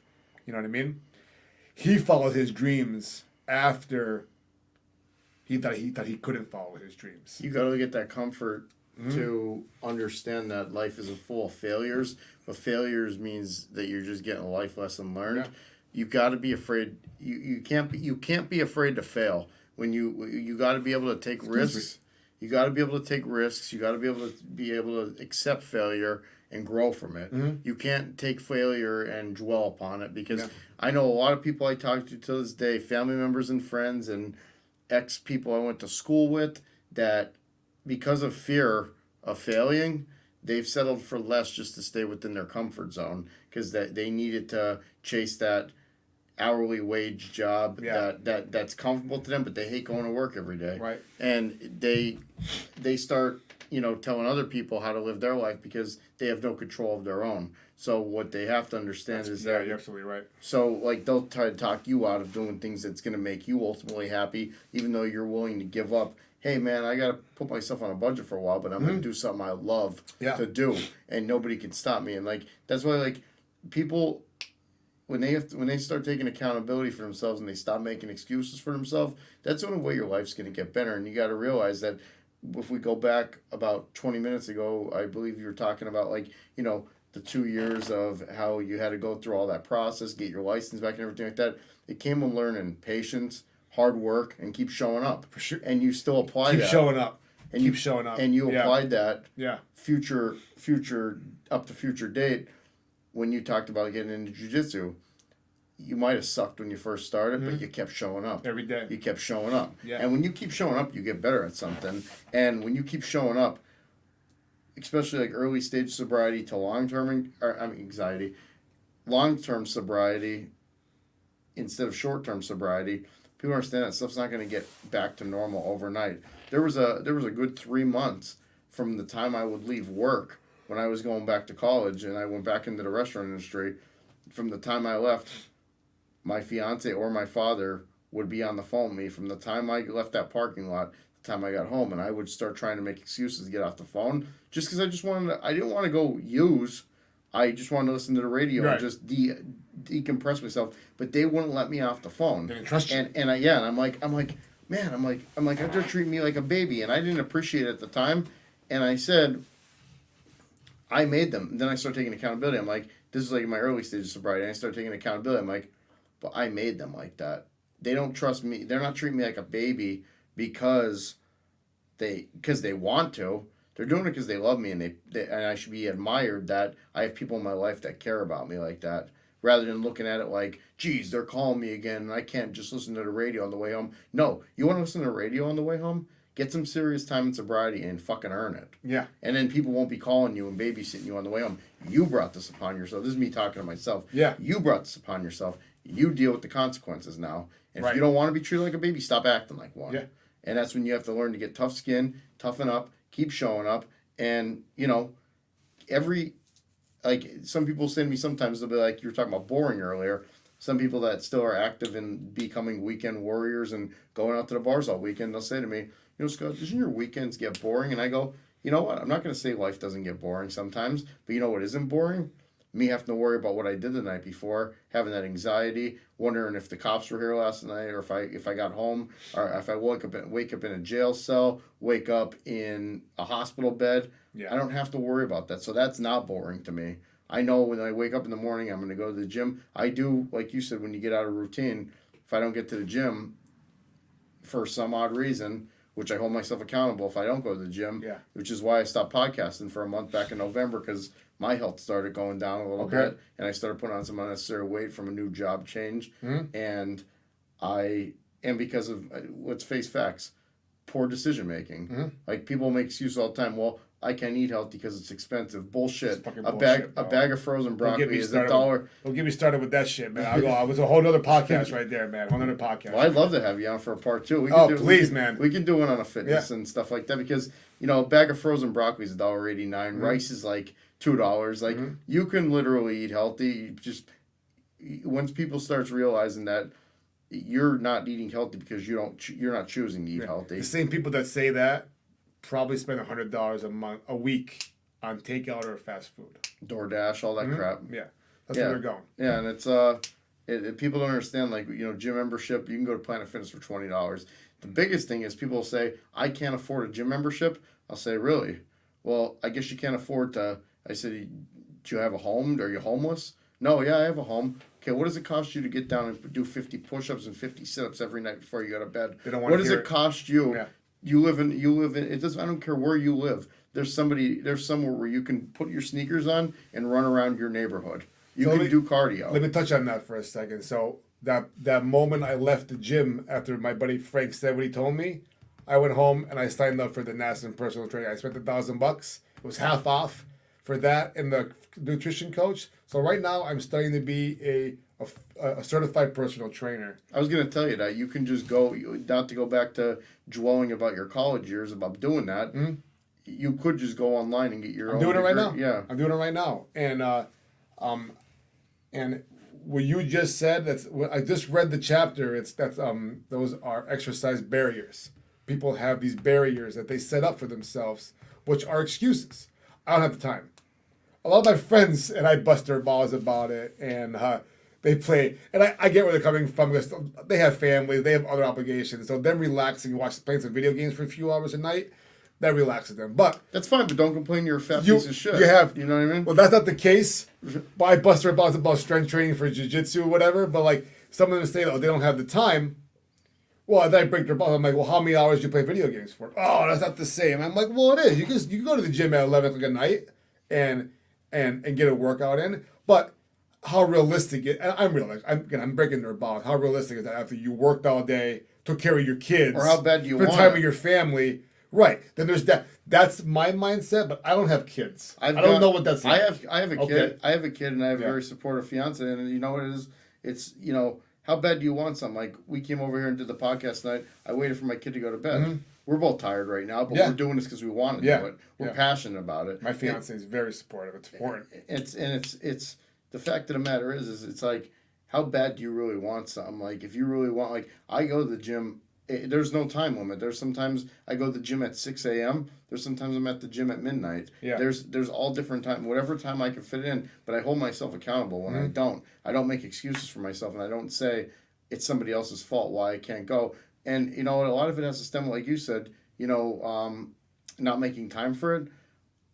Being structured and organized and having time management in your life. Important. You have to schedule. So important. Scheduling stuff ahead of time, you know, like, I mean, honestly, you know, stuff happens in life, you know, it's very unpredictable. But if they're unreasonable situations, you know, like a family member passes away or something like that, yeah, you can miss the gym. You know what I mean? Like, I would be shocked if you didn't. But, like, if you just didn't go to the gym because you're tired or you just didn't feel like it and you want to watch Netflix for 3 hours, watch Netflix for 2 hours and go to the gym for 1 hour. I don't disagree. Time management. It's hard to get that across to a lot of people, and that's just where they're at, and it is what it is. You know. Well, that's why you'll be a good trainer, is because you have a story of where you were to where you're at, And, obviously, I mean, I can tell by looking at you, you're not 250 pounds no more. No, I have the when I market myself, when I get ready to market myself, so like I literally I remember Christmas. Christmas Eve, I'm at work, and I'm miserable. I hate working the holidays. I came home that night. My fiance is relaxing on the chair, the recliner. I bent down to her. I gave her a hug. I started to cry and said, "I'm done at work. I can't go back there anymore." And that's when I decided I put my 2 week notice in, and I did, and I put my notice in, and I haven't looked back since. I've been out of work now for the last month. I volunteer my time at the new Wilkes-Barre MMA gym. I help teach the kids classes, the adult classes, and then I train myself. And I'm an assistant instructor with them for a long time. I've been instructing now for a couple of years. Teach the kids classes. I get to teach with my best friend on Tuesday nights, who got me to come do jiu-jitsu. Now I'm his assistant. I don't get up there a lot now because I'm down here a lot more. But I just went there. I'm like, all right, I'm gonna come see you on 9 o'clock on a Tuesday night. I need to stay awake the whole night. So I went and I trained at 6 p.m. and I've been up since. You know what I mean? But are you happy? I couldn't be happier, man. My fiance is so supportive and believes in me so much that it gets me out of bed in the morning. Because I want to make sure she's taken care of first. You know what I mean? And she wants to make sure I'm taken care of first. So ultimately, that leads to us being both taken care of. And she's so supportive of it. And my ultimate goal is to, train people in the mornings, do my MMA sales at the new gym at night, and then train at night. And then have weekends off and options to work if I want to work on the weekends, It's amazing these two things came into play. And like I said to you over the phone, you reached out to me at the right time because I want to get myself out there more. I want to tell my story more. You said you saw something about me online. Was it Instagram with that Matt made where I said I was sober for a while? Facebook. You posted about your sobriety, I believe, your anniversary date. I don't remember doing that. Maybe it was Instagram then. It had to be Instagram. There was a video on there of me talking about me getting on the jiu-jitsu mats and me getting sober. It was definitely Instagram. You definitely saw that now. And just doing things like that. I came across the website. You could submit your video. I'm like, all right, I'm a little more comfortable on the cameras. Now I just stood there and I told the story. It was 5 minutes. I went off for 5 minutes. You only hear a minute of it, but it was so... The minute you hear was the take that was the most passionate, because I really believe in, getting sober is not easy, but it's the best thing, man. It's the best thing. Like, my life was disgusting, Ben. My life revolved around everything when it came to the drugs. I couldn't do anything but that. And now things revolve around, like for me now, it revolves around water and food now, because I want to be filled up to be active, Yeah, I mean... Cut that, please. Cut that, please. Jesus. Sorry. What's that? What I just said, it didn't make any sense. Oh. So like I was saying, man, like, I mean, we'll, the story was great. The story that we told was great. That's...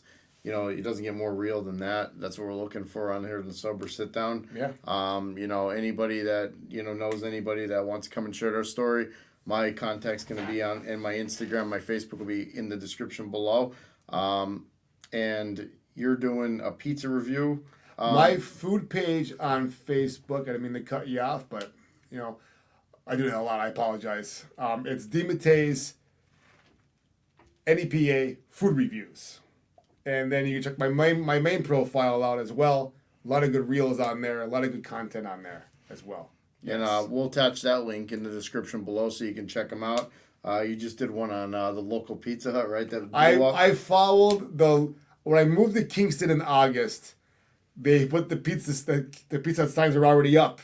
And I was just getting information about one. I took a picture of it, and I followed the opening the whole time up to last week. I got to know the owner. He was filling me in with the information from my other guy who was helping me out. And then we followed through and we had that opening day reel. And a lot of people thought I owned the place. I'm like, I wish I owned the place, but I don't. I literally just did that. I love to support local businesses. I love to get the word out for places that I enjoy to go. And don't get me wrong, there's places I go that I don't like, food I don't like, but I have no need let anyone know that. There's no need for that. They could be having an off. I go to my favorite restaurant, and sometimes I have an off meal. So I'm not going to judge a local business that tries to support their family by by saying bad things about them. They might be having an off day. Like we had off days in our life, right? Imagine being judged. Imagine being judged by one bad pizza or one bad cheeseburger. Yeah. In reality, you might have the best burger and the best cheeseburger, but you had a bad day that day. Yeah, I mean, let's face facts. I mean, the economy, staffing's not the greatest right now. People are burned out. There's a lot of stuff going on, especially in the restaurant business, and I feel like everybody should work in the service industry for at least 3 months in the world. Yeah, and I think people that's a big thing. Like, social media, I learned, over COVID and stuff like that. Like, a lot of people like to, bash other businesses, through social media. I see no reason in that. Unless it's like, no, there's no, you go to the business yourself. If you have a real problem, you go talk to the owner of the business and you work it out. You don't go on the Piston webpage or the Kingston webpage or the Lackawanna County webpage. Because those type of people that do that normally wouldn't say it to get into confrontation with somebody. They're keyboard warriors, you know what I mean? I'm not a fan of that. I mean, you're not gonna like everything. You're not gonna like everything anyway, No. But yeah, it was great having you come out tonight. I mean, I appreciate it. I had a blast. I mean, this is gonna be a really long interview, and I'm glad we took it into the depths we did. Sorry if anybody's having a hard time following us. We got off track there a couple times. Yeah, we did. We did. We had to keep feeding off each other, though. I mean, there was a lot of topics of discussion that at that point in time had to get brought off and had to deter away from the actual story, from resemblance and stuff like that. But I think it was a great episode, and for anybody that liked this episode, hit the like, subscribe, and share with your friends. We're trying to develop our audience. If we're quiet about our story, somebody that's quiet about struggles right now may not hear it. I agree. We're not here to create this sobriety cult or anything like that. Not at all. If you can have a couple drinks and wake up and go to work the next day and it doesn't affect you negatively, nobody's judged. There's nobody judged on this show. I'm in contact with many people that still live a social life that involves alcohol. Drugs is really no excuse for, but as far as alcohol, it is legal. So is medical marijuana. I mean, if somebody does that and it doesn't affect their life negatively, there's no judge here. No judgment here. I'm just trying to inspire people through stories. Yeah. And hopefully people get something out of it. Yeah. You never know who this story is going to reach. If it reaches one person, positive, we did our job. I agree. I always say that for sure. But thanks, Brian. Appreciate you coming out. Too bad. And thank you. Everybody stay tuned, and God bless.